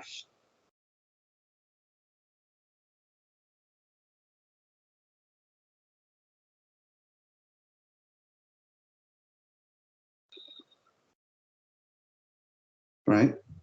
So what you have to do is you have to ask yourself, is 1/2 in the range of sine?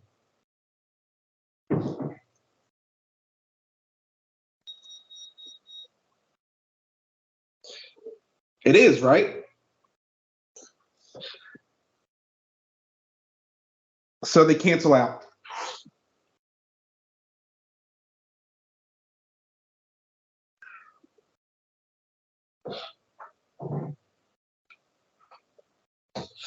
And you're left with 1/2.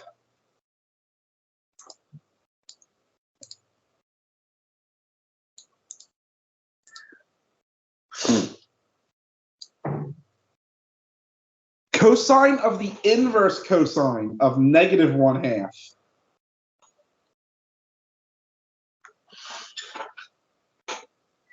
is negative 1/2 within the range of cosine.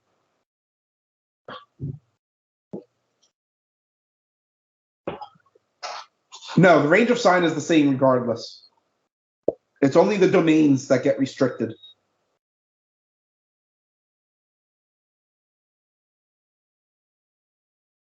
Right, and again, I'm not technically restricting the domain all the time. I've only restricted the domain to define the inverse trig functions. So the domain of sine will always be all real numbers. But in order to define the inverse sine, I only looked at minus pi over 2 to pi over 2.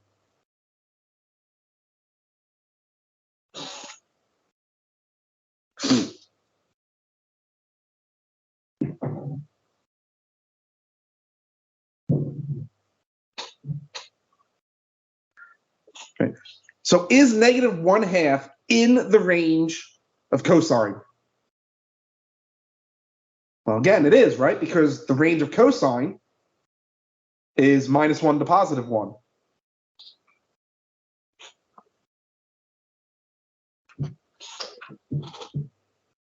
So they will cancel each other out, and you're going to be left with negative 1/2.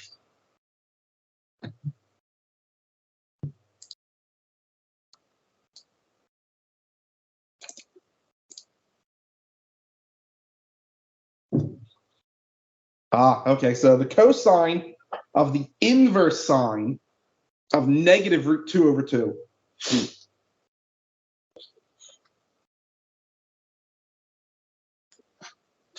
Well, here we're dealing with the cosine and the inverse sine, right? So we can't just do a cancel.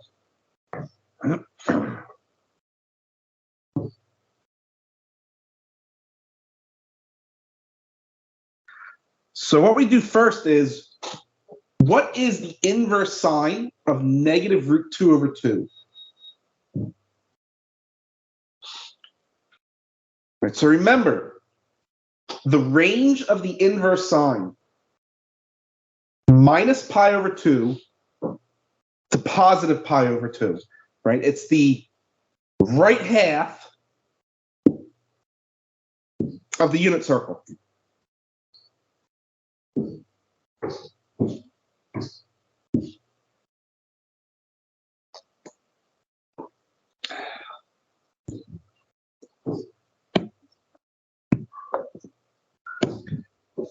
Well, that's quadrant 1 and quadrant 4, right?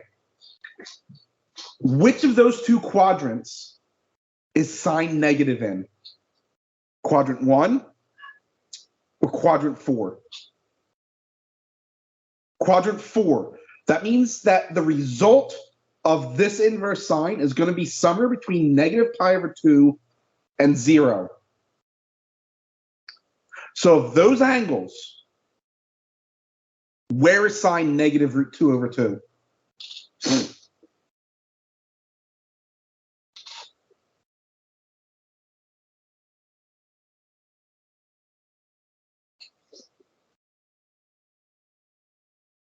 Okay. So this is how I do it.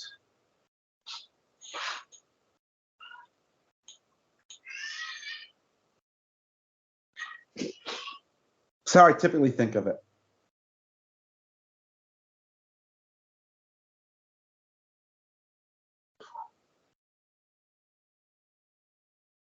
We know we're going to be down here.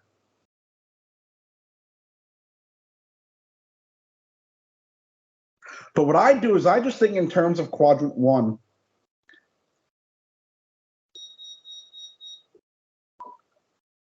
So where in quadrant 1 is sine equal to positive √2 over 2?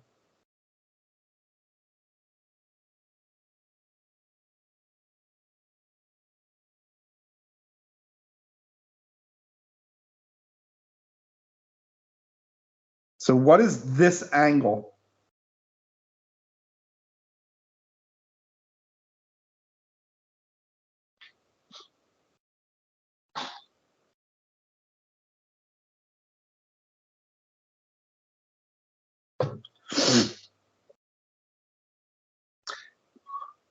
I don't want degrees.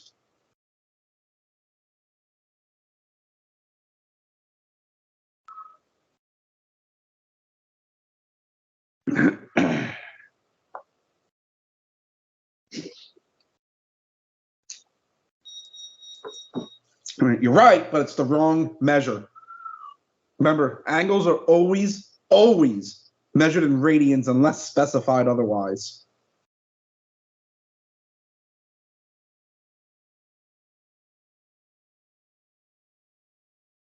So what would 45 degrees be in radians?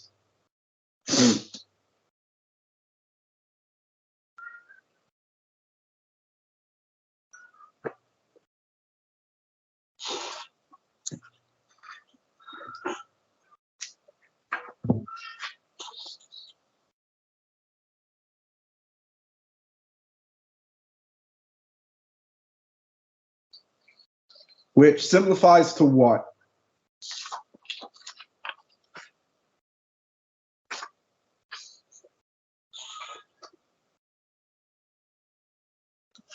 That's pi over 4. So I just asked myself, pi over 4 is the reference angle for what quadrant 4 angle?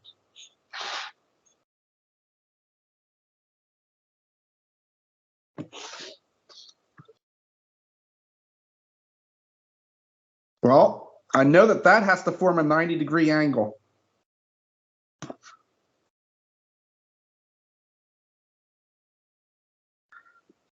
Which means this angle has to be pi over 4. Right? 9, because pi over 2 plus pi over 4 plus pi over 4 is pi, which is 180 degrees. Since I'm going clockwise, that's negative pi over 4.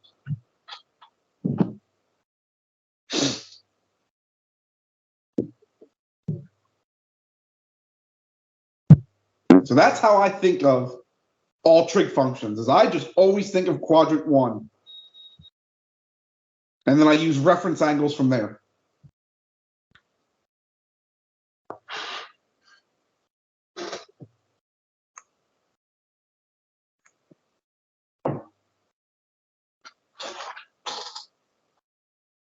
Inverse sine of negative root 2 over 2, negative pi over 4. What is the cosine of negative pi over 4? Well, again, think in terms of quadrant 1. What is the cosine of pi over 4?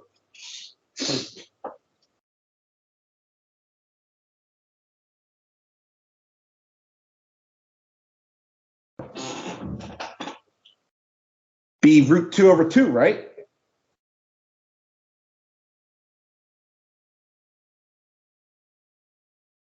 But we're dealing with quadrant 4.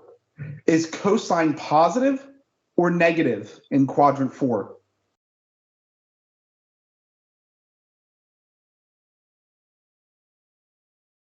It's positive. So it stays as positive root 2 over 2.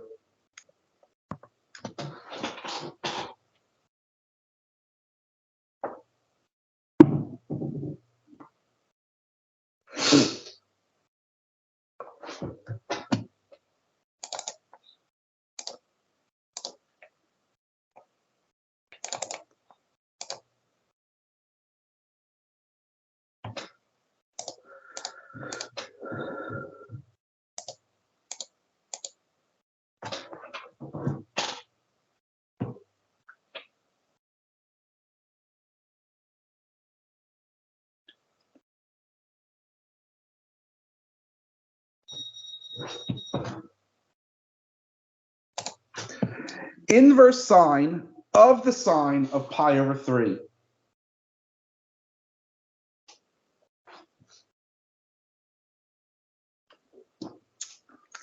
Is pi over 3 in the range of inverse sine?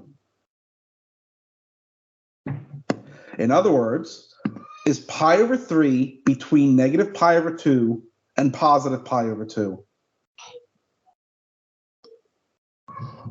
It is, so they cancel out. And you get pi over 3.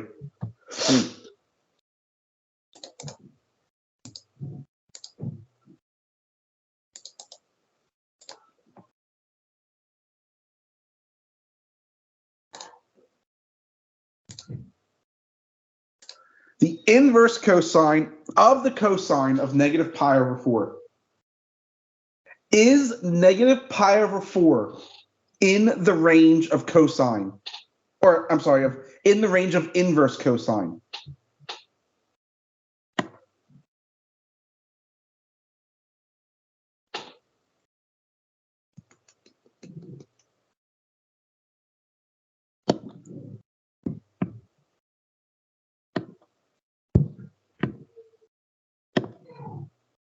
So is negative pi over 4 between 0 and pi?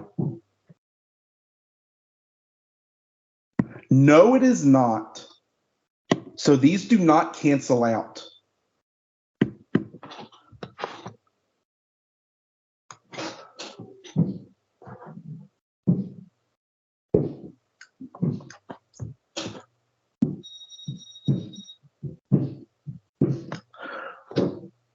What is the cosine of negative pi over 4? Spoiler alert, it's on screen.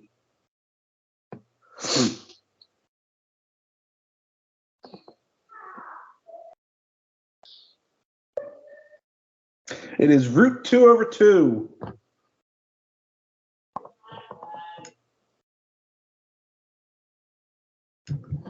What is the inverse cosine of root 2 over 2?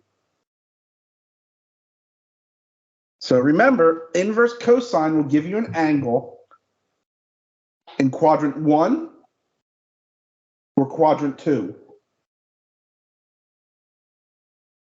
What quadrant are we going to be in? Right, in other words, of those two quadrants, where is cosine positive?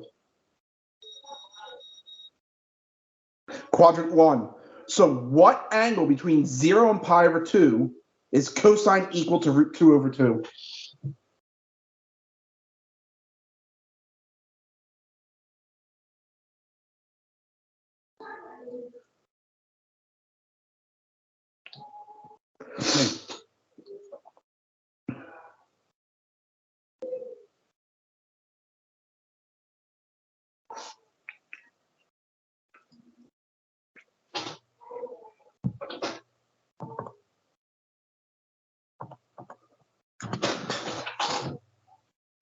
Pi over 4.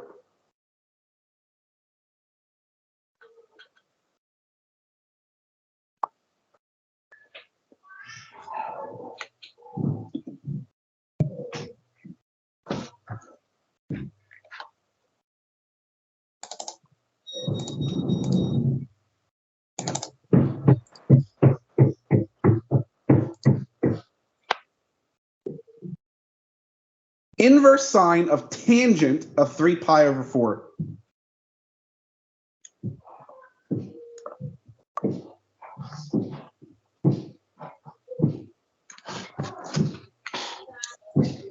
What is the tangent of 3 pi over 4?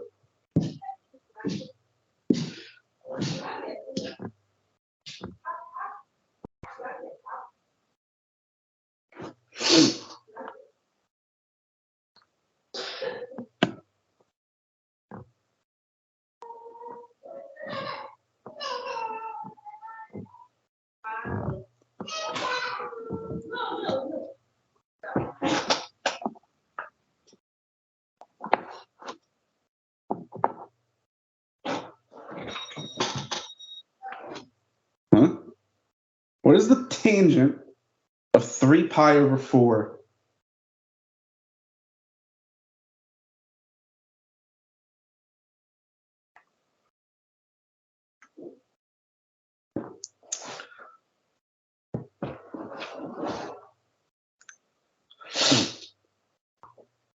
What is the tangent of pi over 4?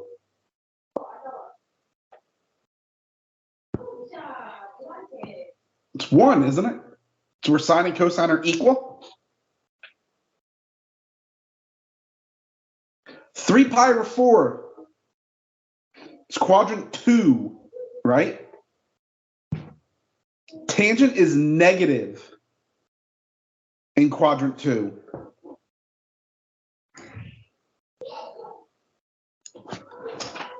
So it's negative 1.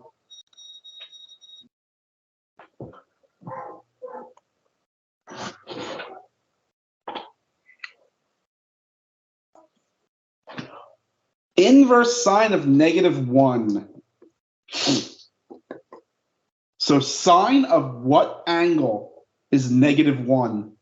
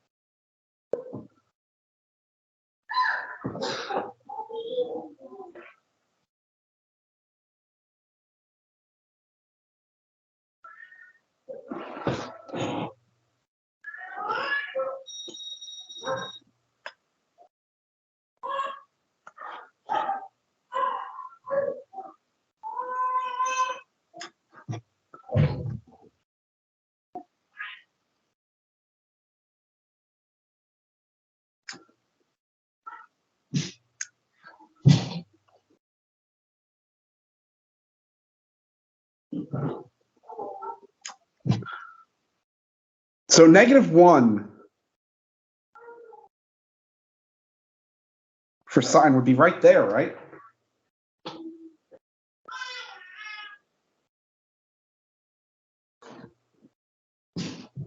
Isn't that negative pi over 2?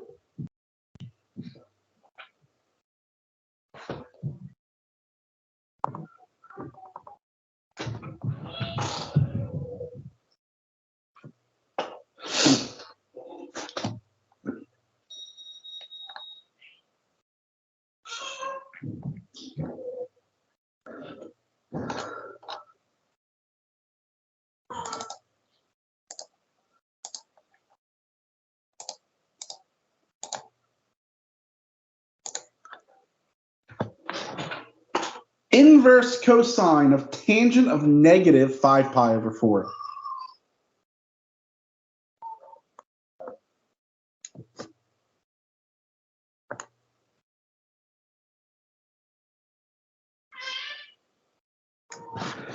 Tangent of negative 5 pi over 4 is the same as tangent of 3 pi over 4, which we just did.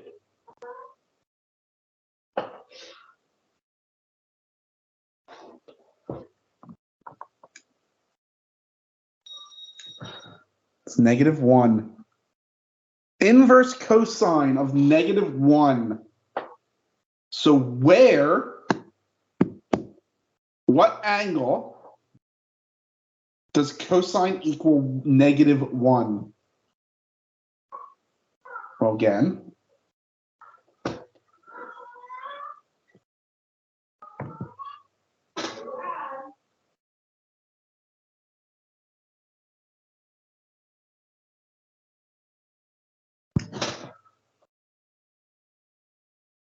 be that point there, right? What angle is that?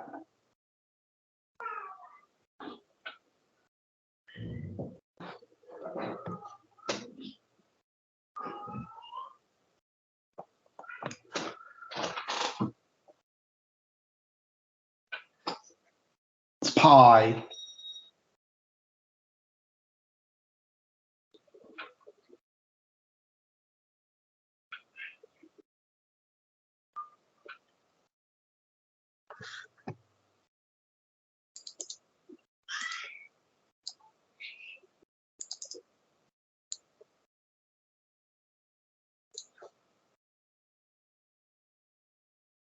What is the cosine of the inverse sine of 3/5?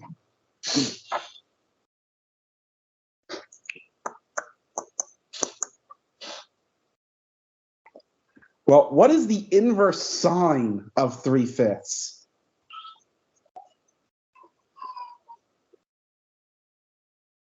In other words, sine of what angle is equal to 3/5? Oh dear. That is not a nice angle.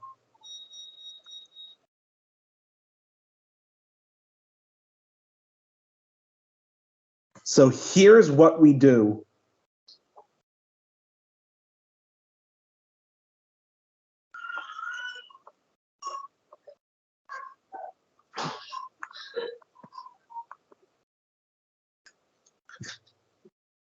Say theta is the inverse sine of 3/5. But we're allowed to do this because inverse sine of 3/5 is an acute angle. Actually, the reason I'm going to be doing a right triangle is because it's an acute angle.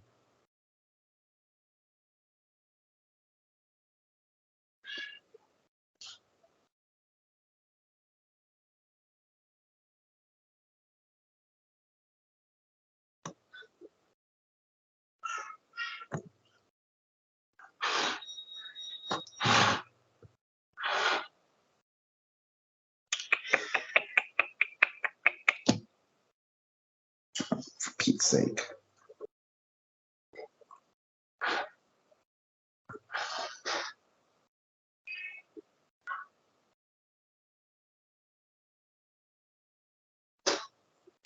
That's still crooked. That's really aggravating.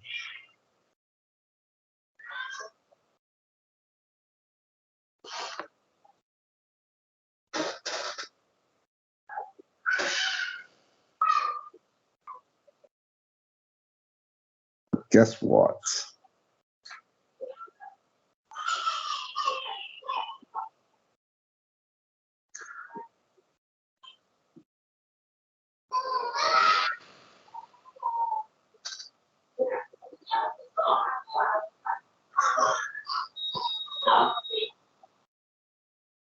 Good enough. And now, well, perfect, it did it.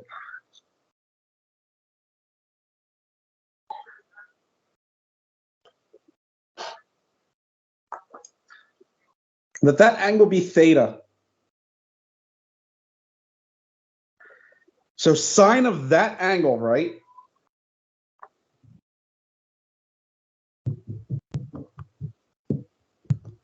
is 3/5. The missing side has length 4. What is the cosine of that angle?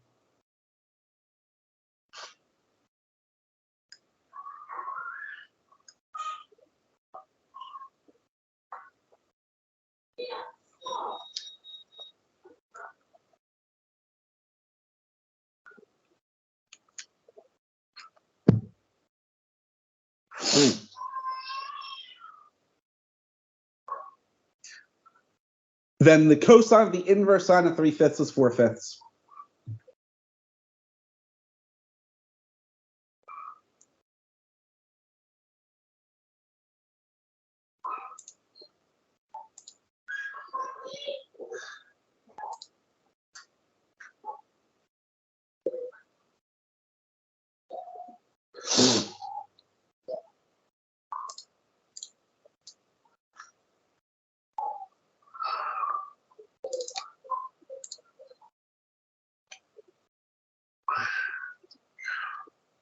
Okie dokie.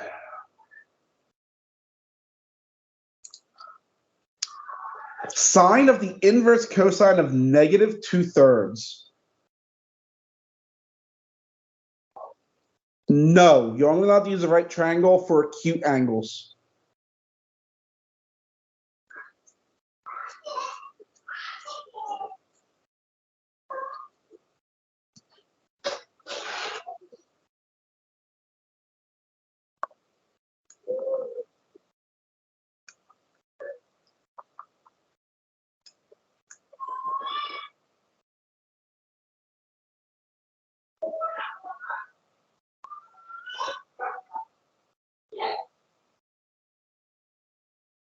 Let theta be the inverse cosine of negative 2/3. This means that cosine of theta is negative 2/3.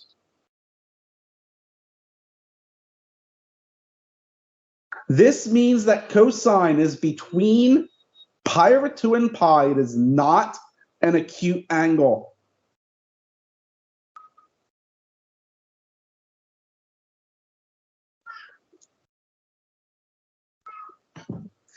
However,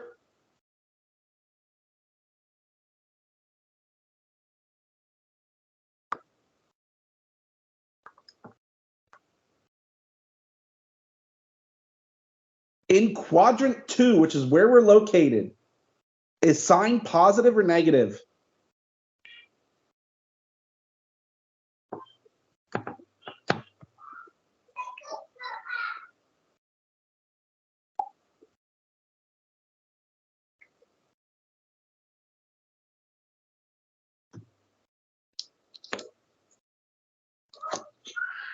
It's positive.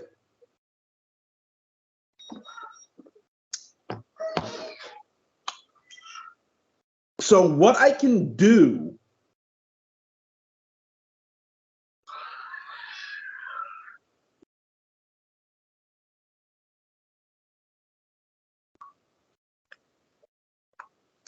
no.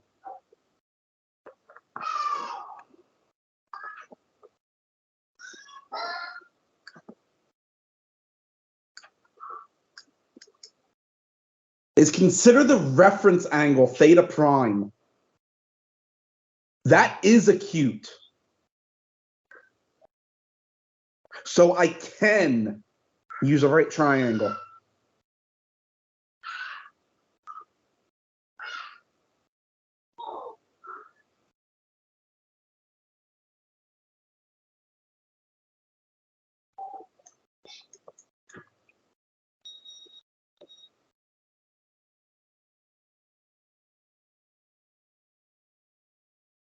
Cosine of theta prime is going to be 2/3.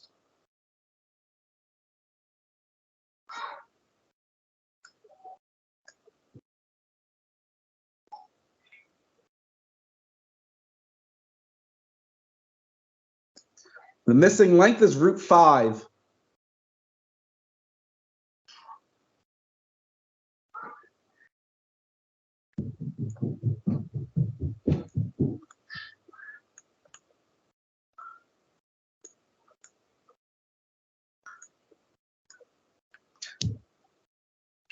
Then our desired value is the sine of this reference angle, right? Because sine is positive. What is the sine of theta prime?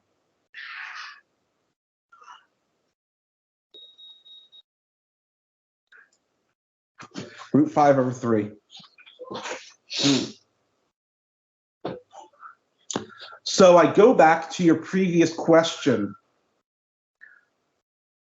No, you can't use right triangles all the time. Unless you cheese it, like I just did. Right? So if you only look at the reference angles, you can always use the right triangle. But you'd have to keep in mind, right, the sine. And when I say sine, I don't mean the function sign. I mean SIGN, right?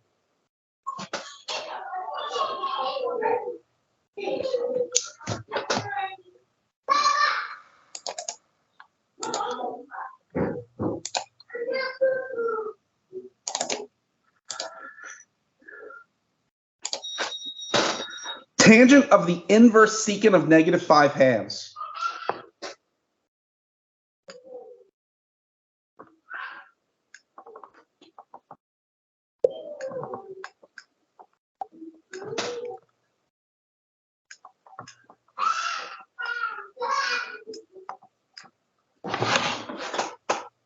Since secant is going to be -5/2,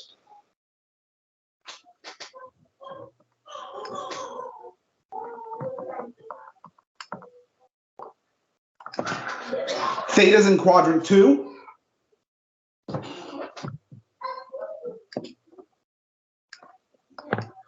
And what do we know about tangent in quadrant 2? Is it positive or negative?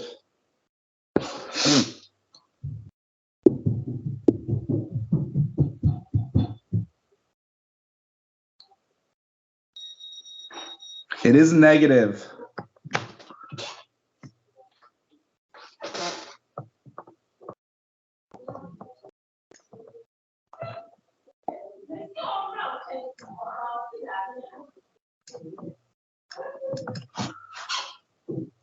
Theta prime is the reference angle. I didn't write it before.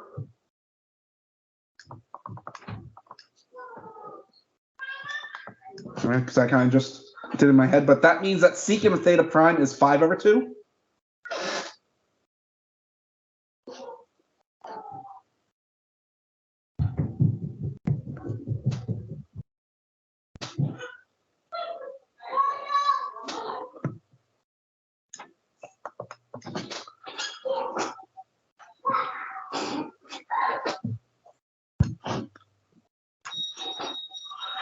Oh.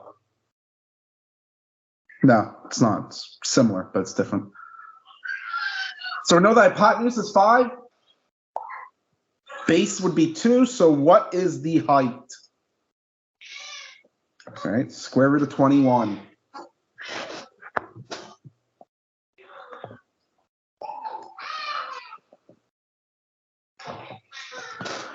Then the tangent of our inverse secant is negative tangent of theta prime.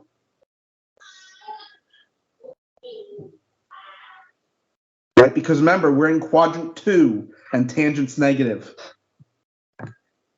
What is tangent of theta prime?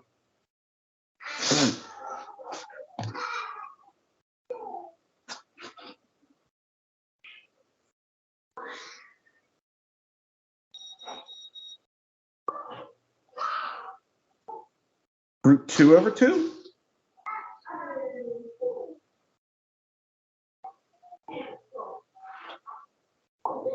Root 21/2, right? It's the negative of that.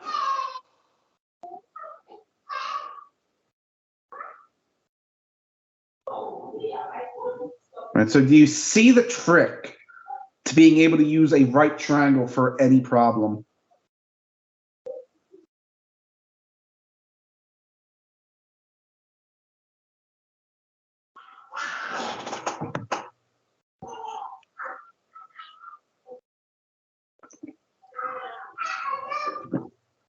Right. And again, this is how I typically do it, right? Except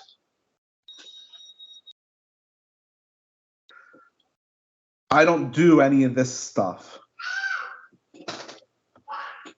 I don't write any of this out, right? So when I do these types of problems, I don't write this out. This is like what's in my head. I just go right to the triangle.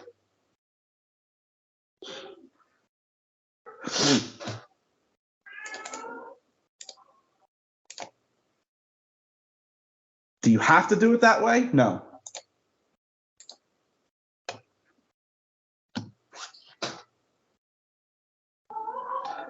What about the cotangent of the inverse cosine of 3?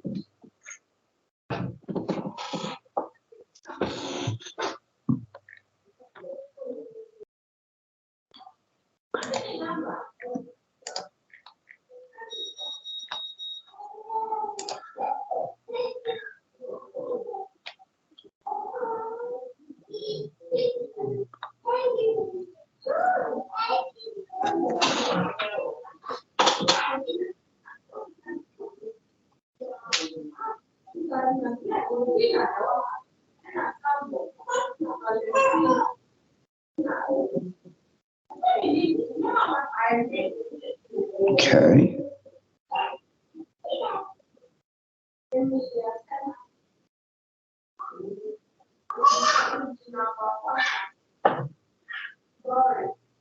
So if you don't see it,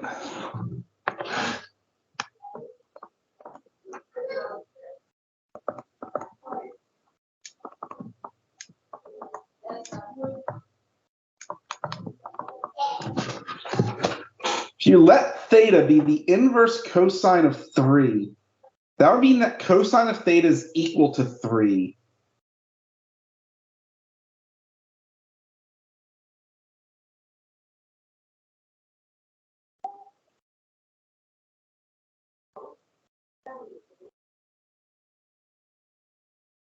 What's wrong with that?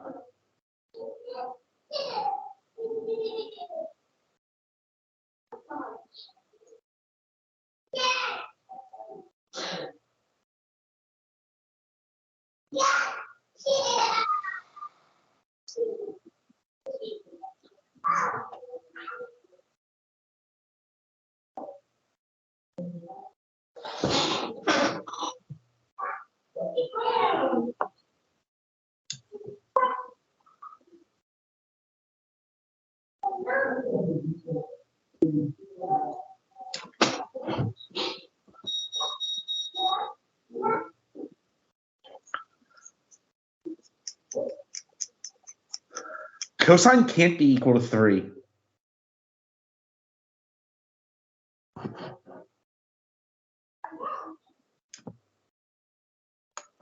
This expression is undefined.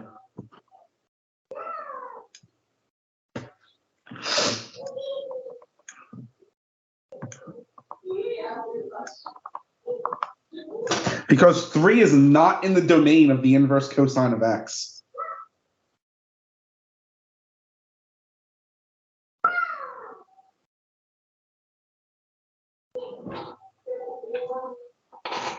Right? So that's why I said what I highlighted in yellow at the start of this segment is very important. You should be able to immediately look at this and go, that's not defined, because you can't take the inverse cosine of 3.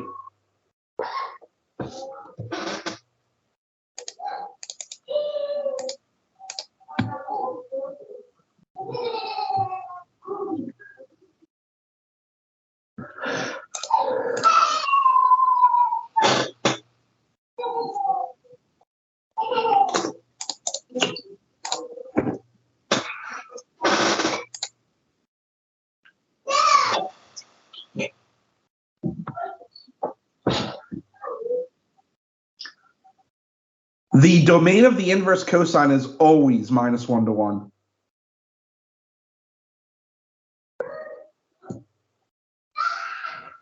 Right. So the inverse trig functions, what I wrote for domain and range, are fixed because that's how we define them.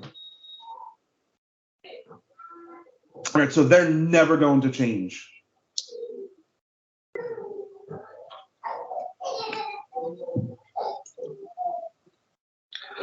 What about the sine of the inverse cosine of x? Right. So again, the domains don't technically change. Right. We restricted them only to define the inverse trig functions.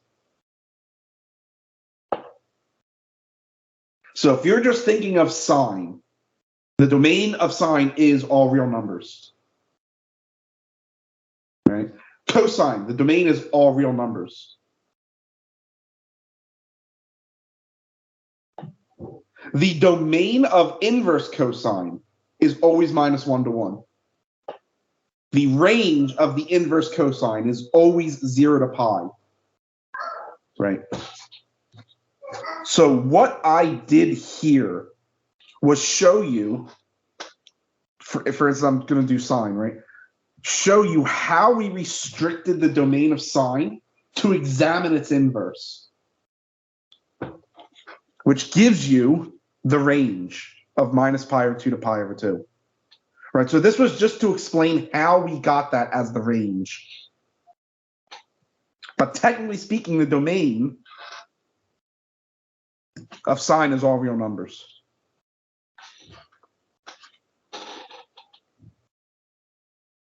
Right, so it was only for this discussion here where the domain was restricted.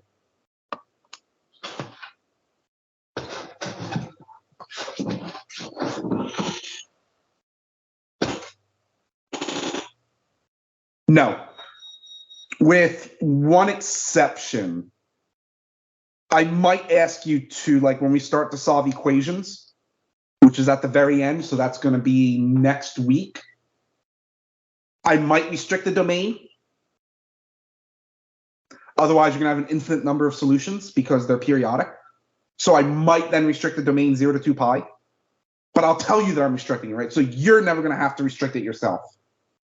If I want it restricted, I'll tell you, right? For instance, solve this over the interval 0 to 2 pi.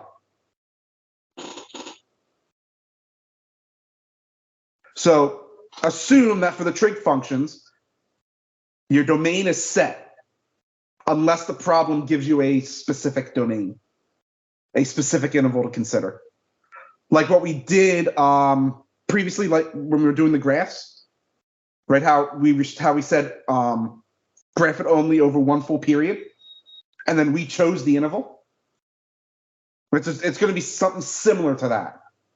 We're just looking at a specific interval of the entire domain.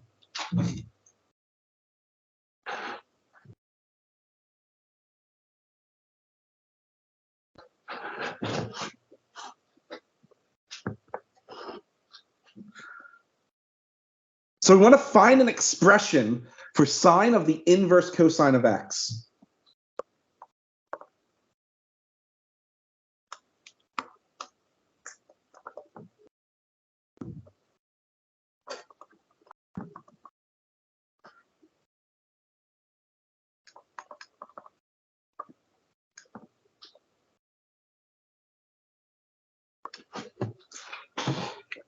Now keep in mind, the range of the inverse cosine is 0 to pi, right? So cosine of theta is x for theta between 0 and pi.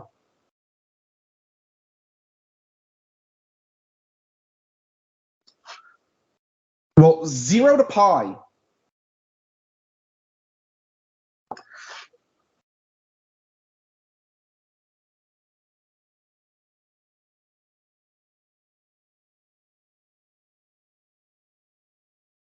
is this bit of the unit circle, isn't it?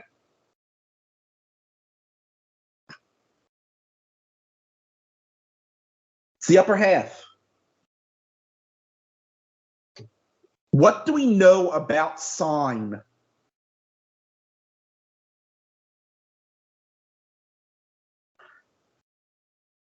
Is it going to be non-negative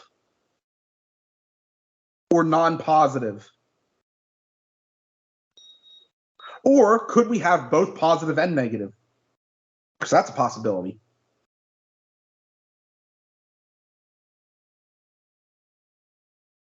Uh-oh. There I am. Right, so there are three choices.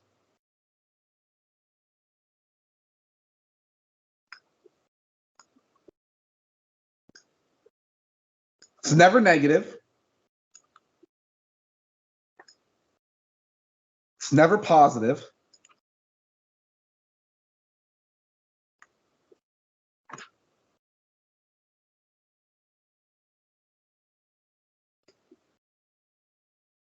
Or it can be positive or negative. Right? So be careful. It is not always positive.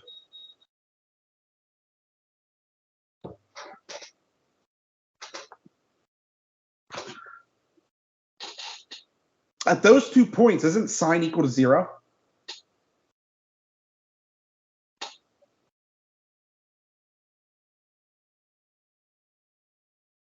Zero is neither positive nor negative.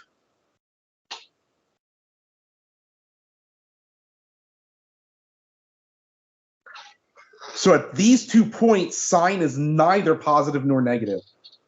Right? So it's not always positive. Right? But everything else is positive. So what we say is it's non-negative. So that means positive or 0. Which in interval notation is this: greater than or equal to 0. right? Positive would be greater than 0. Non-negative is greater than or equal.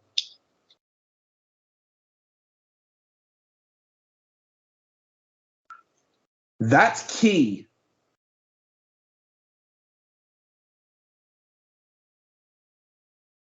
Because we don't know the value of x, right? So theta could be an acute angle, could be in quadrant 1, but it could also be in quadrant 2, which is not an acute angle.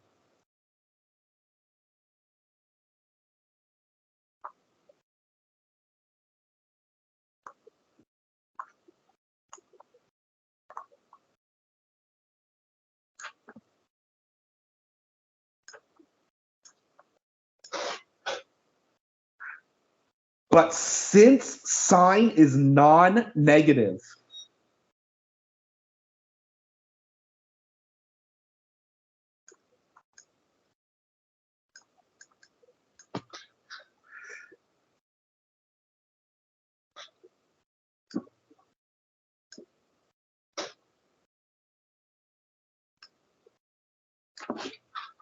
we know that sine of theta is going to equal sine of theta prime for every single theta from 0 to pi.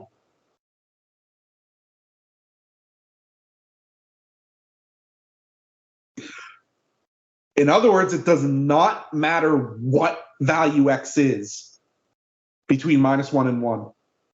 Sine will be the same. Why is that important?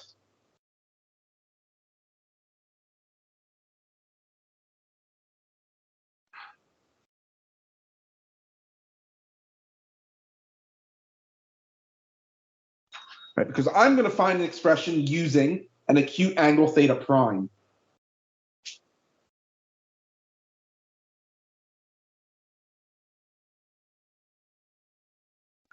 Cosine of theta is, so cosine of theta prime will be the absolute value of x, right?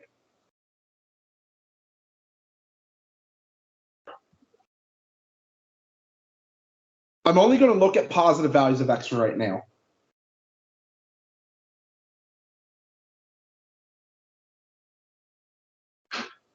This will be x. This will be 1. Then this will have to be the square root of 1 minus x squared. But keep in mind that what I'm doing is technically only valid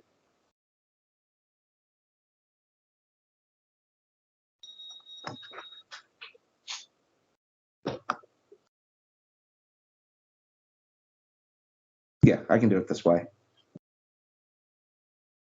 For this.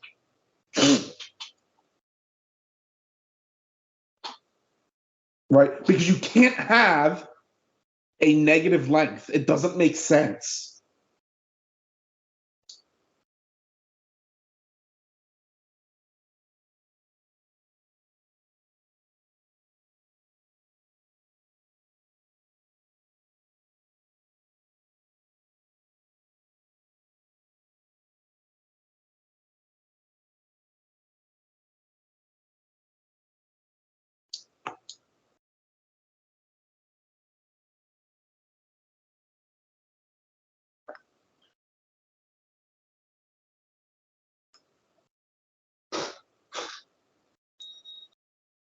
So what is sine of this angle?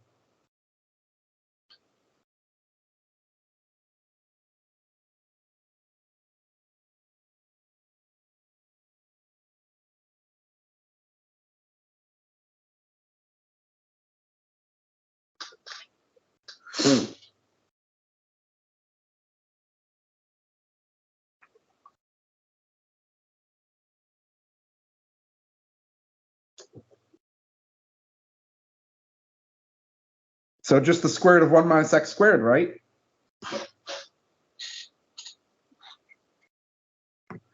Technically, it's only true for this. But what happens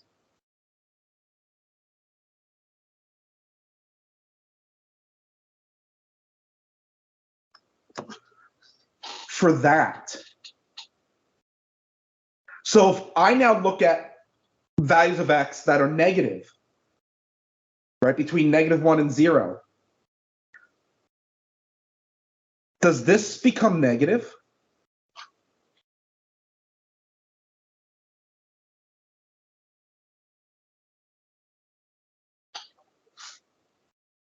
No, right? It's still positive. So this expression is actually valid for every x in the range, -1 to 1.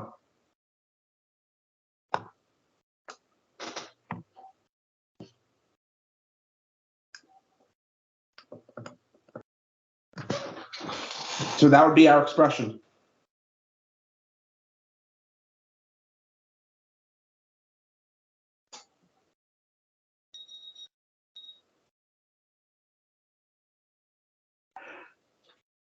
If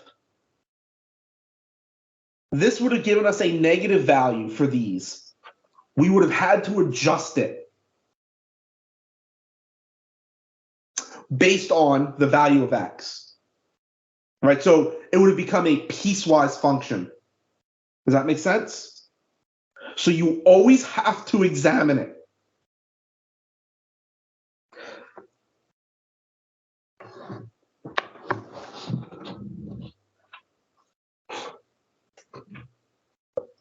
Right? And if I haven't mentioned it, I don't remember if I did at the start of the term. I love trig. This is my favorite topic.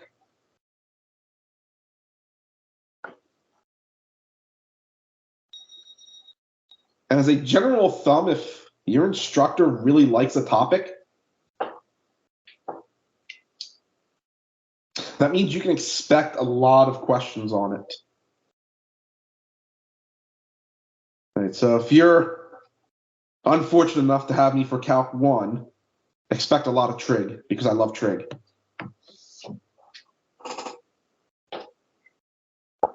Right, once you get the hang of it, trig is really not bad. It's actually a lot easier than, in my opinion, it's easier than every other function.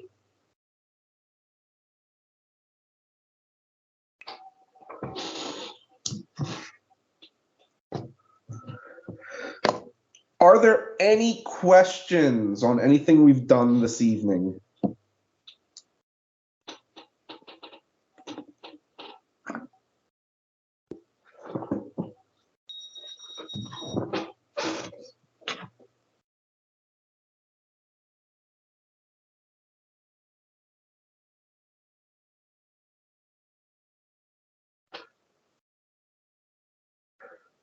The fourth test is live.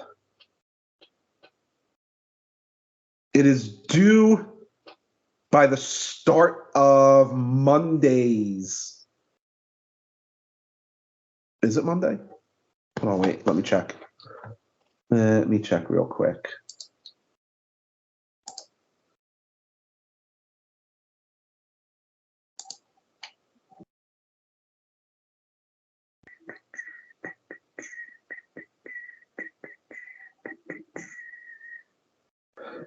Yes, I have it set to be due but before the start of Monday, what would be the start of Monday's meeting, right? 6 p.m.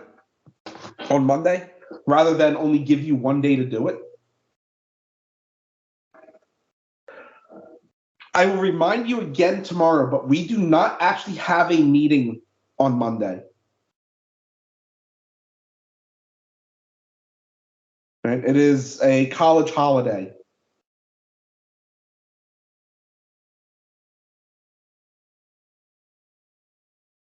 It is that is the observance of Juneteenth, right? Because technically it's on Friday, so we observe it on Monday. So the fourth unit test is due 6 p.m. on Monday. We will not meet on Monday. And again, I'll remind you tomorrow that we will not have a meeting on Monday.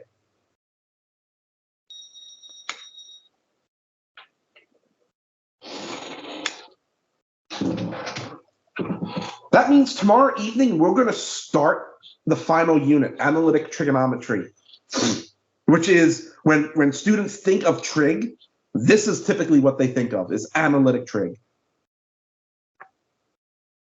Right. We are going to look at verifying identities tomorrow. That's the only thing we're going to look at. Then next week, we're going to look at several special types of identities and solving trigonometric equations and some trigonometric models. So we're getting towards the end.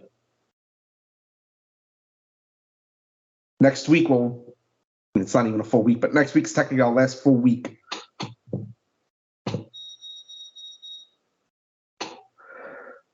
Everyone have a wonderful rest of your evening. I will see you all again tomorrow evening at 6 p.m.